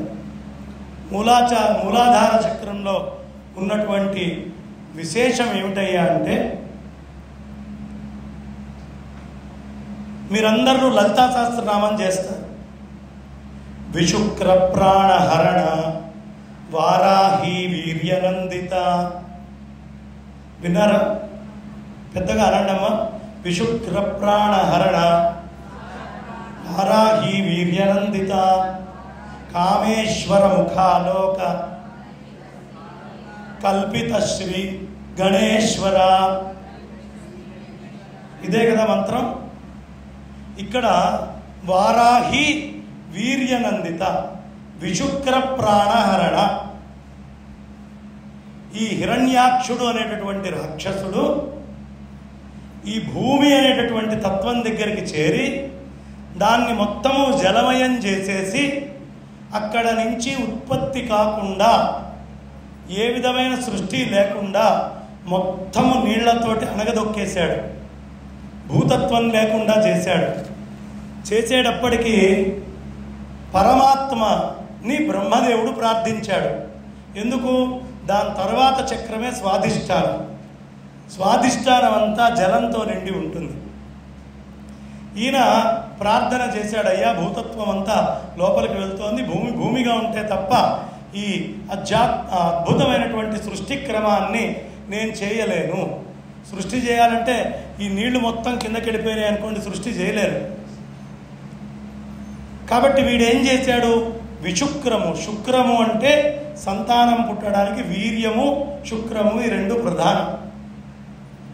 ఈ శుక్రము వీర్యము అనేటటువంటివి ఏం చేస్తుంది? సంతానోత్పత్తికి కారణం. ఉత్పత్తి కాకుండా విశుక్రుడు అనేటటువంటి రాక్షసుడు దీన్ని ఇబ్బంది పెడుతున్నాడు. అప్పుడు అమ్మవారు వరాహమూర్తి శక్తి పేరేమిటి? వారాహి. ఆమె ఏం చేసింది? ఈ శుక్రుణ్ణి నాశనం చేసి విశుక్ర ప్రాణహరణ అది చేయడం వల్ల ఏమైంది? వారాహి వీర్యనందిత. ఈ వీర్యం ఆ శుక్రంలో కలవడం వల్ల సంతానోత్పత్తికి అవసరమైనటువంటి స్థితి కలిగింది ఈ భూమి మీద. వారాహి వీర్యనందిత. మూడోది ఏం జరిగింది? కామేశ్వర ముఖాలోక. అప్పుడు ఈ పరాప్రకృతి ఆ పరమాత్మ వైపు చూసింది. చూస్తే కల్పిత శ్రీ గణేశ్వర. అప్పుడు గణపతి వచ్చాడు. గణపతి బీజం ఏమిటి? తత్వం ఏమిటి? పృథివీ తత్వం. మీకు బాగా గణపతి యొక్క మూలం తెలిస్తే గణపతి తత్వము పృథివీ తత్వం.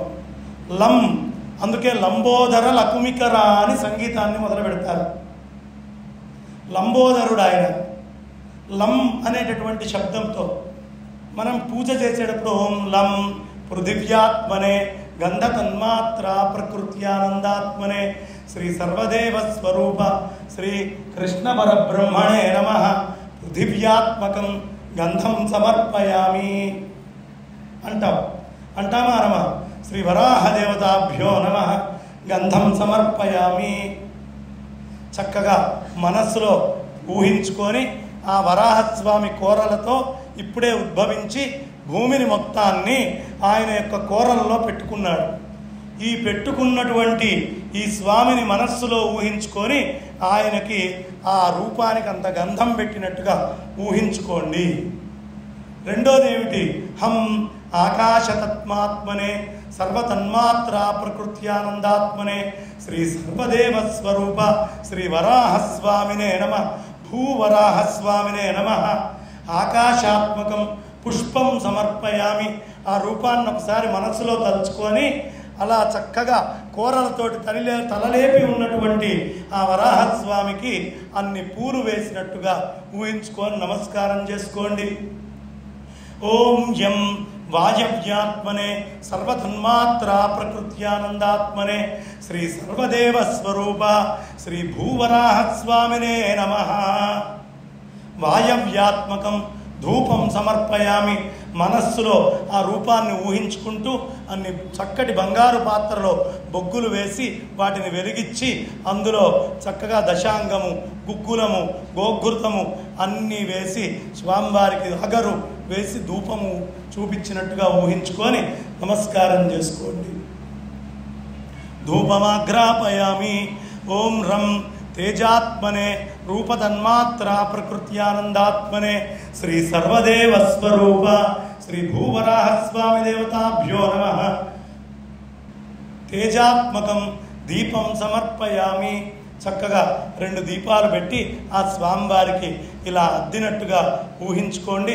తేజాత్మకం దీపం సమర్పయామి. ఓం వమంబాత్మనే రసతన్మాత్రా ప్రకృత్యానందాత్మనే శ్రీ సర్వదేవస్వరూప శ్రీ భూవరాహస్వామి దేవతాభ్యో నమః.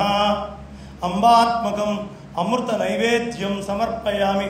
అనేక భక్ష్య భోజ్య చోష్య లేఖ్యాలతో సహా ఆయనకి నైవేద్యం పెట్టినట్టుగా ఊహించుకోండి. ఆయన తింటున్నట్టుగా ఊహించుకొని నమస్కారం చేసుకోండి. ఓం సర్వాత్మనే సర్వతన్మాత్రా ప్రకృత్యానందాత్మనే శ్రీ సర్వదేవస్వరూప శ్రీ భూవరాహ దేవతాభ్యో నమః. సర్వాత్మకాన్ సర్వోపచార పూజాన్ సమర్పయామి. చక్కగా ఆ ఇరువురికి కూడా భూవరాహస్వాముల వారికి అంత తాంబూలాన్ని ఇచ్చి హారతి కర్పూరం ఇచ్చి ఆయన చుట్టూ ప్రదక్షిణం చేసి మంత్రపుష్పం చెప్పి ఆయనకు అన్ని పాదాల మీద వేసి సాష్టాంగ ప్రణామం చేసి ఆ భూవరాహస్వామిని చిన్న మూర్తిగా మార్చి ఒక పల్లకీలో మన బంధువులతో మిత్రులతో ఊరేగించినట్టు ఊహించి గజారోహణం చేసి అశ్వారోహణం చేసి ఆయనని ఆ రథారోహణాన్ని చేసి అనేక విధాలుగా చామరాలు వింజామరలు అన్నీ కూడా వీస్తూ చక్కగా స్వామిని ఊరేగించి మళ్ళీ నాయన ఇదిగో నాకు మంత్రం రాదు, క్రియ రాదు, మానసికంగా నేను పూజ చేస్తున్నాను, నువ్వు వెళ్ళి ఆ వరాహ రూపంలో నా హృదయంలో కూర్చొని ఆ భూతత్వాన్ని ఉద్ధరించి నాలో మూలాధార స్థితిని ఉద్ధరించాల్సినటువంటి వాడివి నువ్వే అని మనసా ఆ భూవరాహస్వామి వారికి ఒక్కసారి నమస్కరించుకొని యథాస్థానం ప్రవేశయామి, నా హృదయంలో నువ్వు ఉండయ్యా అని ప్రార్థన చేసుకోండి. అలా భూవరాహస్వామి వారి యొక్క రూపము రావడం అనేటువంటిది సంభవించింది. ప్రస్తుతం నారాయణుడు ఇప్పుడు భూభారాన్ని వహిస్తూ వరాహ రూపంలో రసాతలంలో ఉన్నాడయ్యా, అక్కడికి వెళ్ళు అనేటప్పటికి దితిపుత్రుల్లో ఎక్కడలేని ఉత్సాహం వచ్చి గదాదండం తిప్పుకుంటూ రసాతల లోకానికి వెళ్ళాడు. వస్తున్నటువంటి దానవుణ్ణి చూసి శ్రీహరి ఆయన కళ్ళ లోపల నుంచి నిప్పుల్ని పూర్తిగా నిండించాడు. ఆ చూపులతోటే వాడి దేహకాంతిని హరించి ఒక్కమారు ముట్టెతో కిందకి పొడిచి కాలితో తవ్వి పైకెగిరి తన కోర చివర ఉన్నటువంటి భూమిని పెట్టి పరుగు ప్రారంభించగా ఆ దానవుడు వెంట తరుముతూ నిందిస్తూ రావడం మొదలుపెట్టాడు. ఈ భూమిని పెట్టుకొని ఉరకడం మొదలుపెట్టాడట వరాహస్వామి వారు. ఈ వెనక నుంచి దానవుడు ఉరుక్కుంటూ ఆయన్ని నిందించడం అనేటటువంటిది ఆరంభం చేస్తూ వచ్చాడు. వెంటనే నారాయణుడు భూమిని సాగరం మీద ఉంచి యుద్ధ సన్నద్ధుడయ్యాడు. హిరణ్యాక్షుడు గదాదండాన్ని విసిరాడు. దాన్ని ముక్కలుగా ఆయనకి ఎక్కడక్కడ విడిచి పక్కన బారేశాడు. శ్రీహరి ఇంకొక గద విసిరాడు. దాన్ని ఆ దానవుడు అందుకొని తిప్పి మళ్ళీ తిరిగి విసిరాడు. ఆ శ్రీహరి ఈయన ఒకళ్ళకొకళ్ళు చాలా అద్భుతంగా యుద్ధం చేస్తూ ఉన్నారు. ఆ హిరణ్యాక్షుడు వాడు రకరకాలైనటువంటి మాయలన్నింటినీ కూడా వాడడం మొదలుపెట్టాడు. మూర్ఛపోయాడు, మళ్ళీ లేచాడు. అలా కొంతసేపు పోరు ఒకళ్ళకొకళ్ళకి సాగుతూ పోయింది. శ్రీహరి సర్వరాక్షస సంహార సామర్థ్యం కలిగినటువంటి చక్రాన్ని ప్రయోగించాడు. అది ప్రళయాగ్ని జ్వాలలతో హిరణ్యాక్షుడి మాయలన్నింటినీ కూడా నిరోధించింది. హిరణ్యాక్షుడు మల్ల యుద్ధానికి దిగాడు. వాడి మాయలన్నిటినీ చక్రంతో కొట్టేశాడు. అప్పుడు మల్ల యుద్ధానికి దిగాడు. ఆ పోరాటంలో శ్రీహరి ఆయన అరిచేతులతో రొమ్ముని బద్దల కొట్టి వజ్రఘాతంలాగా కర్ణమూలాల దగ్గర పిడి గుత్తులు గుద్దడము అనేటటువంటిది చేశాడు. వాడు నేల కూలాడు. హరయే నమః ఒకళ్ళు అంటూ ఉండండి. సంధ్యావందనంతో పాటే ఇవాళ నేను చెప్పేటటువంటి ఈ మొదటి రోజైనటువంటి హిరణ్యాక్ష వధ పూర్తవుతోంది. కాబట్టి సమయం అంతా మీ ఇష్టం కావాల్సినంత సమయం మీకు ఇక లభిస్తోంది. తృప్తిగా ఆనందంగా వేరే పనులు చేసుకొని రేపు ఉదయం 9 గంటలకు రండి. ఇక్కడ విషయం చెప్తాను. ఇప్పుడు ఈ హిరణ్యాక్షుడు అనేటటువంటి వాడు ఎవడండి? బంగారము. హిరణ్యము అంటే ఏమిటి? బంగారము. ఆ బంగారం మీదే దృష్టి కలిగినటువంటి వాడు. ఇది లేని వాళ్ళు ఎవరో చెప్పండి. సాధ్యమైనంత మటుకు హిరణ్యాక్ష స్వరూపాలనే మనం ఎక్కువగా కూడా దర్శిస్తూ ఉన్నాం. ఈ బంగారము అంటే మహాలక్ష్మి. ఈ మహాలక్ష్మి కానీ భూమి కానీ ఎవరి సొంతం? శ్రీమన్నారాయణుడి సొంతం. అలా కాకుండా దాన్ని సొంతం చేసుకోవాలి అనే ప్రయత్నం ఎవరెవరు చేస్తారో, ఎవరెవరు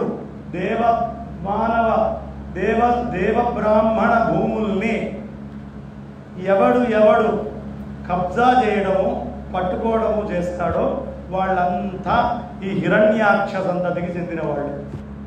దేవుడి ద్రవ్యాన్ని, బ్రాహ్మణ ద్రవ్యాన్ని, ఎప్పుడు గోగ్రాస భూముల్ని రాజుకి కూడా హక్కు ఉండదు.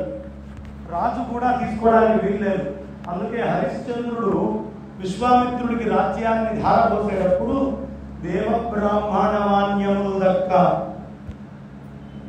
ఆ దేవస్వరూపంలోనే గోవులు వస్తాయి.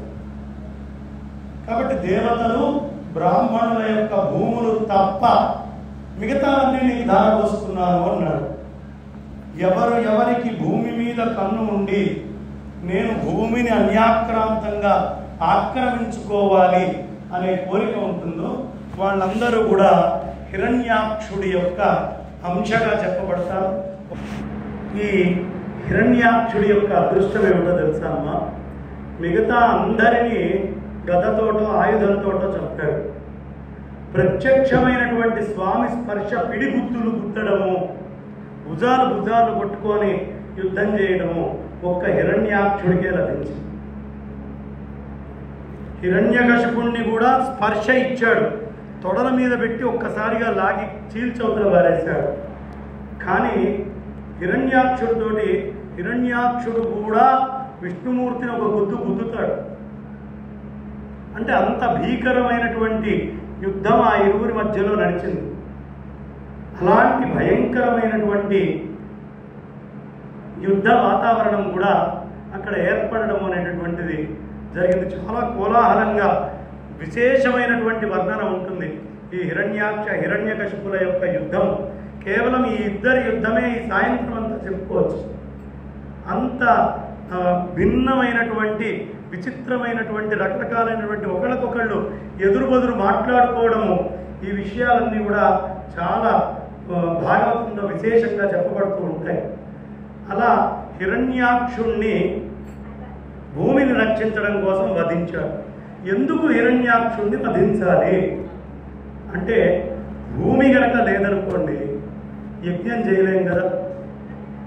యజ్ఞమే లేదనుకోండి పర్జన్యాలు రావు. పర్జన్యాలు అనేటటువంటివి లేవనుకోండి మళ్ళీ నీళ్ళు వచ్చి భూమి లేకపోతే అన్నం లేదు, సృష్టి లేదు, ఏదీ లేదు, అంతా జలమయంగా ఉంటుంది. కాబట్టి ఆయన్ని ఏమంటారు? యజ్ఞవరాహస్వామి అంటారు. యజ్ఞం ఏమిటి?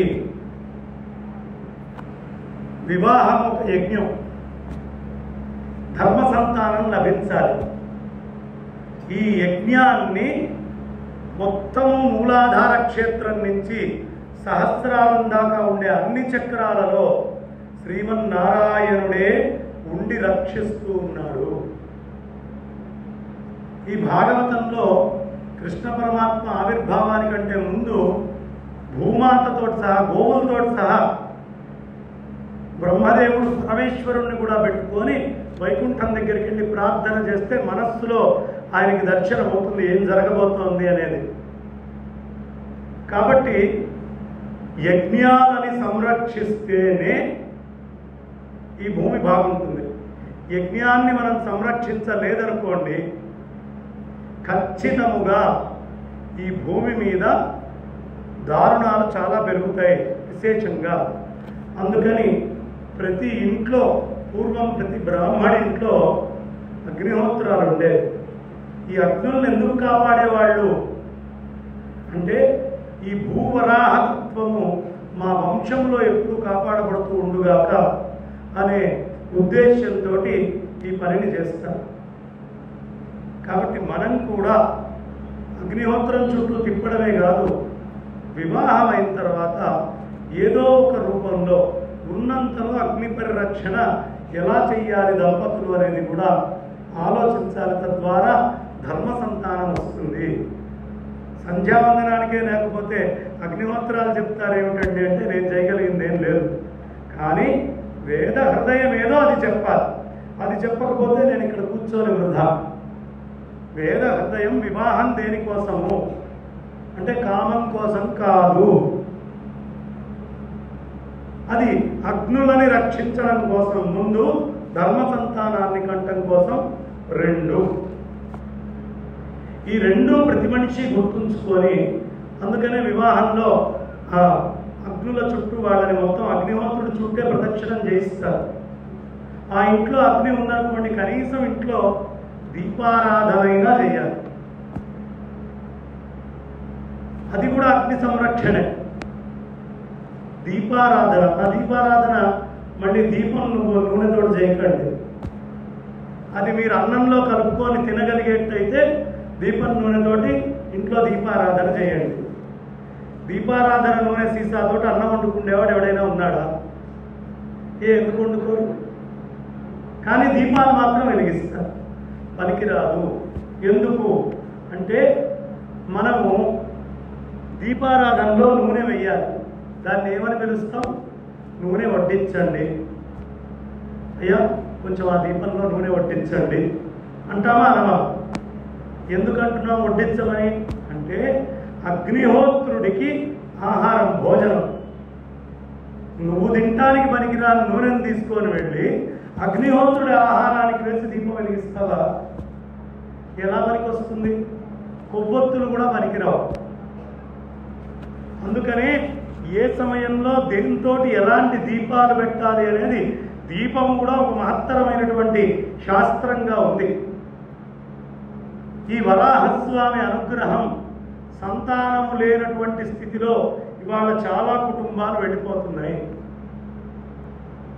కారణం ఏమిటి? వరాహస్వామి యొక్క ఆరాధన ఇళ్లల్లో లేకపోవడం, అగ్నుల యొక్క పరిరక్షణ, సక్రమమైనటువంటి నెయ్యితో, సక్రమమైనటువంటి గానుగ నూనెతో దీపాలు వెలిగించకపోబట్టి సంతానలేమి ఇవాటి రోజున. పూర్వకాలంలో ఈ సమస్య లేనే లేదు. ఎవరిని తీసుకున్నా 6, 8, 10, 12 ఒక్కడు రావాలంటే అల్లాడుతున్నారు. ఏమిటి కారణం అంటే వరాహ ఆరాధన, అగ్నుల రక్షణ బ్రాహ్మణుల ఇళ్లలో తగ్గితే మిగతా అన్ని వర్ణాలు, కులాలకు కూడా అది శాపం కింద మారుతుంది. కాబట్టి అగ్నులని ఆరాధించాలి. శుద్ధమైన ఆవు నెయ్యితో కానీ, శుద్ధమైనటువంటి కొబ్బరి నూనెతో కానీ, నువ్వుల నూనెతో కానీ దీపాన్ని పెట్టి తీరాల్సిందే.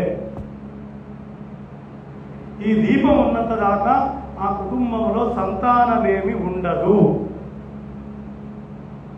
చాలా ప్రధానమైనటువంటిది. మహా అంటే ఓ 2 కిలోల నూనె అవుతుంది, ఓ 600 ఎంతో గానుగ నూనె తెచ్చుకుంది.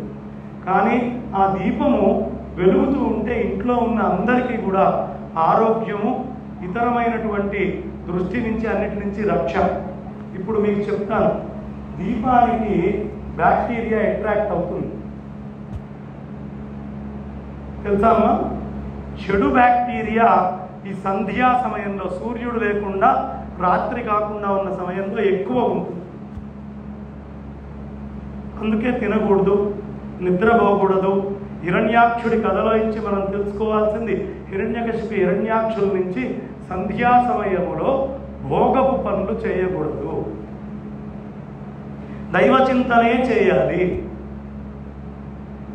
అలా చేయకపోతే ఏ పరమాత్మ జన్మనిచ్చాడో ఆ పరమాత్మే అల్లాడిచ్చి గుద్ది చంపుతాడు.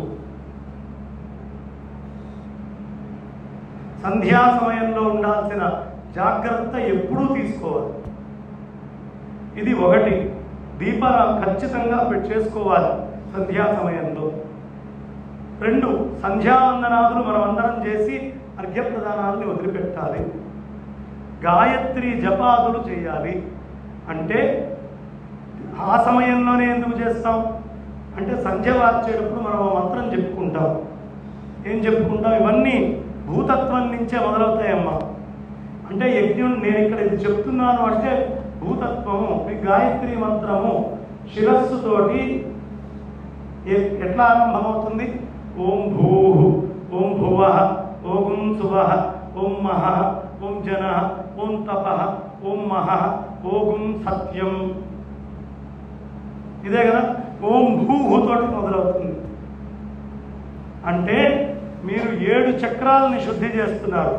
భూ, భువ, శువ, మహ, జన, తప, మహ, సత్యం. తపస్సు ఇక్కడ, మహత్ ఇక్కడ, సత్యం ఇక్కడ. భూ, భువ, మహ, జన, ఇక్కడ జన. మహత్తు వైశ్వానరుడు, అగ్నిహోత్రుడే మహత్తునిస్తాడు. అంతకంటే కింద జలములో ఉన్నప్పుడు ఆయన ఏం చేస్తున్నాడు? ఇదంతా యోగ శాస్త్రం అమ్మ. రాజయోగ శాస్త్రము చాలా విశేషంగా చెప్తుంది.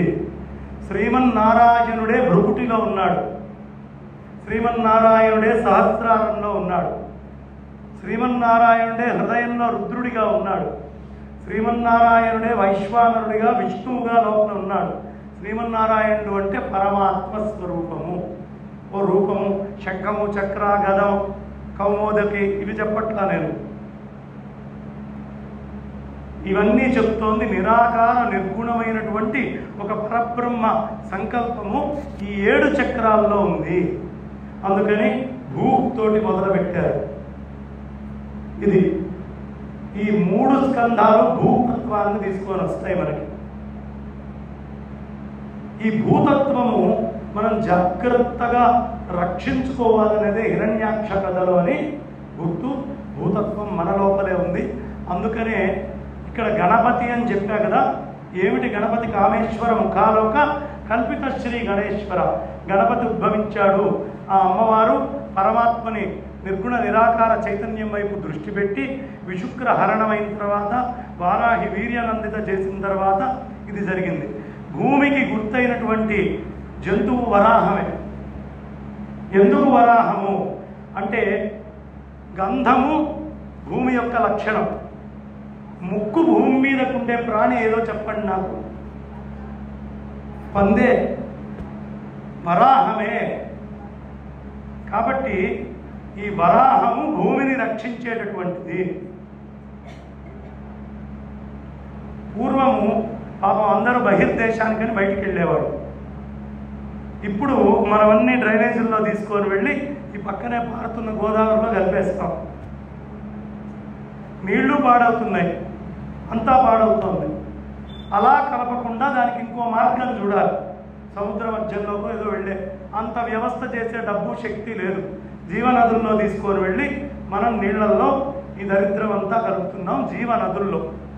అక్కడ ఏ పాపిష్టి పని చేయకూడదు అని మనకి చాలా సలహాగా గొప్పగా చెప్తారు. కానీ అందులోకే తీసుకొని వెళ్ళి మనకి తెలియకుండా మనం అందరం ఆ పాపం చేసే దాంట్లో భాగం. అలా పూర్వం బయటికి వెళ్ళినప్పుడు ఈ భూతత్వమైన మూలాధారం నుంచి వచ్చేటటువంటి అశుద్ధాన్ని ఈ భూమి మీద ఉండకూడదు అని శుద్ధి చేసినటువంటి ప్రాణి ఏదైనా ఉంటే అది వరాహము. వరాహానికి భూతత్వానికి చాలా దగ్గర సంబంధం ఉందమ్మ. మూలాధారానికి కూడా ఈ గణపతి శక్తి ప్రధానం అన్నా కదా.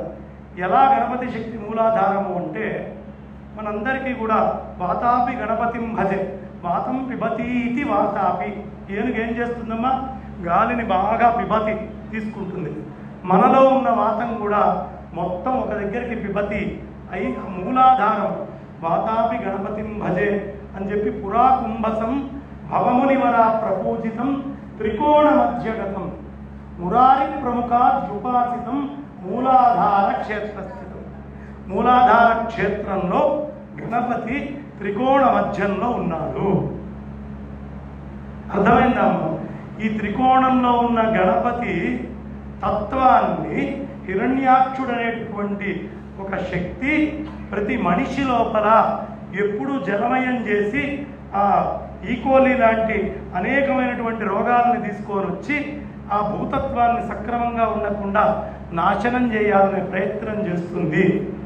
అప్పుడు వైకుంఠంలో ఉన్నటువంటి ఆ విష్ణుమూర్తి, ఆ శ్రీమన్నారాయణుడు, ఆ పరబ్రహ్మ శక్తిని మనం ప్రార్థన చేసినట్లయితే మూలాధారంలో హిరణ్యాక్ష వధై మళ్ళీ భూతత్వం నిలిచి జలతత్వం ఎక్కడ ఉండాలో అక్కడ ఉంటుంది. కాబట్టి ప్రతి వాళ్ళు సంతానం కావాలి అనే కోరిక ఉన్నవాళ్ళు లలితా సహస్రనామంలో ఈ ఒక్క శ్లోకాన్ని ఖచ్చితంగా పారాయణం చేయండి. ఏ శ్లోకం? అంతే, కామేశ్వరం కాలోక కల్పిత శ్రీ గణేశ్వరం. ఇది గనక పారాయణ చేయిస్తే కొత్తగా పెళ్లి చేసుకోవాలనే కోరిక ఉన్న ఎవరికైనా పెళ్లి కంటే ముందు తపస్సు చేయాలి. ఇప్పుడు తర్వాత కర్దమ ప్రజాపతి వాళ్ళే తపస్సులు చేశారు. మహా తపస్సులు చేస్తే కానీ సంతానాన్ని కన్నా తపస్సు చేయకుండా ఎప్పుడు ఉపనయనాలు కూడా ఈ మధ్యకాలంలో పెళ్లికి ముందు రోజు ఉపనయనం చేయడం ఫ్యాషన్ అయిపోయింది. అలా పొరపాటున కూడా చేయకూడదు. బ్రహ్మచర్యం పాటించి తపస్సును ఆచరించిన కొంతకాలం తర్వాతే వివాహం కావాలి. కాబట్టి తపస్సు లేనటువంటి వివాహానికి ధర్మ సంతానం లభించదు. వాళ్ళు వీళ్ళ మనస్సుని గాయపరిచేటటువంటి పిల్లలే వస్తారు.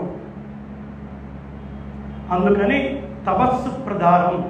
దానికి వరాహస్వామి యొక్క ఆరాధనని మనమందరము భూవరాహ, యజ్ఞవరాహ, శ్వేతవరాహ స్వామి వారి యొక్క ఆరాధనని మనమందరం చేసుకోవాలి. చేసుకుంటే గణపతి మహత్తత్వానికి గుర్తు. ఆ గణపతి మనలో ఉండి మిగతా అంతా కూడా రక్షిస్తాడు. చేతులు ఇలా వడుకుతూ ఉంటాయి, శరీరం ఊగుతూ ఉంటుంది, నడుములు నొప్పి, మిగతా అన్ని నొప్పులు, వీటన్నిటికీ మూలాధారం దగ్గర తేడా రావడమే కారణం. అక్కడ హిరణ్యాక్షుడి దాడి పెరిగే కొద్దీ, ఇక్కడ ఉండే మూలతత్వం బలం తగ్గే కొద్దీ మన శరీరంలో రోగాలు వస్తాయి. అందుకే ఎక్కడ కత్తి పెట్టినా ఈ వెన్నెముక దగ్గర మూలం మీద పెట్టద్దండి అని చెప్తారు.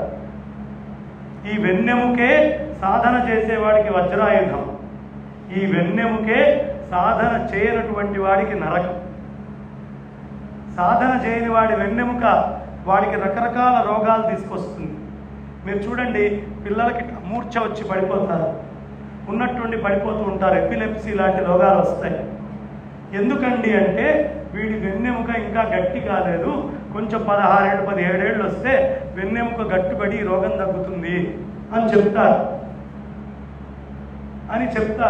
అంటే నీ వెన్నెముకకి మూలము దగ్గర నుంచే శక్తి అంతా వచ్చేది, మూలాధారం నుంచే. రోగముతో దీనికి అనుబంధం ఉంది. ఇది ఒంట్లో ఉన్న శక్తి ఉన్ననాడే గీతాచార్యుడు మనందరికీ స్పష్టంగా చెప్పాడు. వెన్నెముకలో శక్తి ఉన్ననాడే ఈ ముఖ్యమైనటువంటి రాజవిద్యని సాధించండి. అక్కడ లేనినాడు బుద్ధితోటి స్మరణ చేసుకోండి. కానీ వెన్నెముక నిటారుగా ఉంచగలిగినప్పుడు మాత్రం ఆపకండి. తద్వారా వరాహ శక్తి పైకి ప్రసరిస్తుంది. భూమిని మొత్తం కాపాడేది వరాహ శక్తి, ఆయన శక్తి వారాహి. అందుకనే వారాహి అమ్మవారే శృంగేరి పీఠానికి రక్ష. ఎందుకో తెలుసా అమ్మ? వరాహావతారం ఎత్తినప్పుడు భూమిని ఆయన మోసి పక్కన పెట్టి ఒక్క క్షణం విశ్రాంతి తీసుకున్నాడు. ఆ విశ్రాంతి సమయంలో కుడి నుంచి ఎడమ కూర నుంచి 2 చుక్కలు గాలికి ఎగిరి ఓ దగ్గర పడ్డాయి. ఆ పడ్డటువంటిదే ఒకటి తుంగ అమ్మ, రెండోది తుంగభద్ర నది. ఈ తుంగభద్ర రెండో దగ్గర కలుస్తాయి. తుంగ ఇక్కడ వచ్చింది అంటే వరాహ రూపంలో ఉండే వారాహి శక్తి ఈ శృంగేరి క్షేత్రాన్ని కాపాడుతుంది. ఎన్ని చోట్ల దాడులు జరిగినాయి, కానీ శృంగేరి మీద దాడితో శృంగేరిని ఎవరు గురు పరంపర ప్రాప్త అవిచ్ఛిన్నమైనటువంటి గురు పరంపరని ఎవరు విచ్ఛిన్నం చేయలేకపోయారు. శంకరులు స్థాపించినటువంటి శంకర పీఠములు. ఎందుకు? వారాహి రక్ష. వారాహి రక్ష ఉన్నవాడు శత్రువులకి భయపడాల్సిన పని లేదు. అమ్మవారి యొక్క సేనాధిపతి, పరాప్రకృతి సేనాధిపతి పేరు వారాహి. కాబట్టి హిరణ్యాక్షుడి కథలో ఇచ్చి ఇంట్లో దీపం ఎందుకు ఉండాలి, దీపం పెట్టందే ఏ పూజ చేయం, ఎందుకు దీపం పెడుతున్నాం? దీపము లేకపోతే మిగతా దేవతలు కనిపించరు, యజ్ఞము లేకపోతే మిగతా దేవతలకి హవిస్సులు అందవు, వాళ్ళు కూడా క్షీణిస్తారు. అందుకని మనలో ఉన్నటువంటి హిరణ్యాక్ష వధ చేసి మనమందరము కూడా ఈ అద్భుతమైనటువంటి యోగ సాధన చేయాలి అని చెప్తున్నారు. ఎవరైతే ఈ కథ విన్నాడు విదురుడు, చాలా సంతోషం కలిగింది.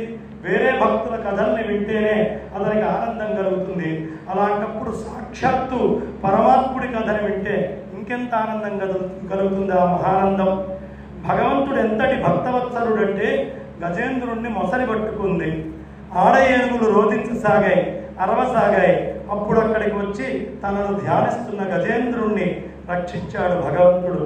తలచినంతనే తన నామాన్ని స్మరిస్తే చాలు, ధ్యానం చేస్తే చాలు, సంతోషపడతాడు. ఆయనకి సంతోషపెట్టడంలో ఏం కష్టం లేదు. అయినా కూడా ఎవరైతే భగవత్ సేవ చేయరో ఇక వారిని గురించి మనం ఆలోచించడం కూడా వృధా. వాళ్ళ జీవితము సాధు సేవారహితము అనుకోవాలి. సజ్జనులకి సేవ చేయాలి, సాధువులకి సేవ చేయాలి, మనం సాధువుల్లాగా జీవించాలి, సాధుతత్వాన్ని లోపలికి తెచ్చుకోవాలి అని చెబుతూ ఈ హిరణ్యాక్ష వధ అనేటటువంటి కథ ఎవరు వింటారో ఏతన్ మహాపుణ్యవలం పవిత్రం ధన్యం యశస్యం పదమాయురాశిషాం ప్రాణేంద్రియాణం యుధి శౌర్యవర్ధనం నారాయణోంతే అతి గతిరంగ శృణ్వతాం. వారాహి చరిత్ర ప్రసంగము ఇక్కడతోటి పూర్తవుతుంది. ఎవరైతే ఈ మహాపుణ్యమైనటువంటి, ఏ పాపము లేనటువంటి, పవిత్రమైనటువంటి, ధన్యమైనటువంటి, యశస్సుని కలిగించేటటువంటిది, అలాగే వదము, ఆయువు, ఆశీస్సులు అన్నీ అందించేటటువంటి, ప్రాణేంద్రియాలన్నిటినీ కూడా శౌర్యవర్ధనం, వాటిల్లో ఉండేటటువంటి ప్రాణాలు ఇంద్రియాల్లో శౌర్యాన్ని పెంచేటటువంటి వర్ధనమైనటువంటి ఈ యజ్ఞవరాహస్వామి కథ వింటారో వాళ్ళు నారాయణోంతే గతిరంగ శృణ్వతాం, అంత్యకాలంలో నారాయణుణ్ణి పొందగలరు. ఇక్కడ ఉండి ఈ భయంకరమైనటువంటి కలికాలములో విన్నటువంటి, కనిపించేటటువంటి, కనిపించనటువంటి జీవులు ఎవరెవరైతే ఉన్నారో వాళ్ళందరూ కూడా ఈ వరాహస్వామి వారు, ఈ యజ్ఞవరాహస్వామి వారి యొక్క కథ వినడం వల్ల వైకుంఠానికే చేరతారు. దీంట్లో ఏ సందేహం అక్కర్లేదు. అసుర సంధ్య వేళలో వ్యాసపీఠం మీద కూర్చొని పరమాత్మ నాతో పలికించుకున్నటువంటి వాక్యం ఇది అని చెప్తూ ప్రస్తుతానికి నా వాణికి విరామాన్ని ఇస్తున్నాను. స్వస్తి స్వస్తి ప్రజాభ్య పరిపాలయంతాం న్యాయేన మార్గేణ మహిం మహిషాః బ్రాహ్మణేభ్యః శుభమస్తు నిత్యం. లోకాః సమస్తాః సుఖినో భవంతు. కాలే వర్షతు పర్జన్యః పృథివీ సస్యశాలిని దేశోయం క్షోభరహితో బ్రాహ్మణాః సంతు నిర్భయాః అపుత్రాః పుత్రిణః సంతు పుత్రిణః సంతు.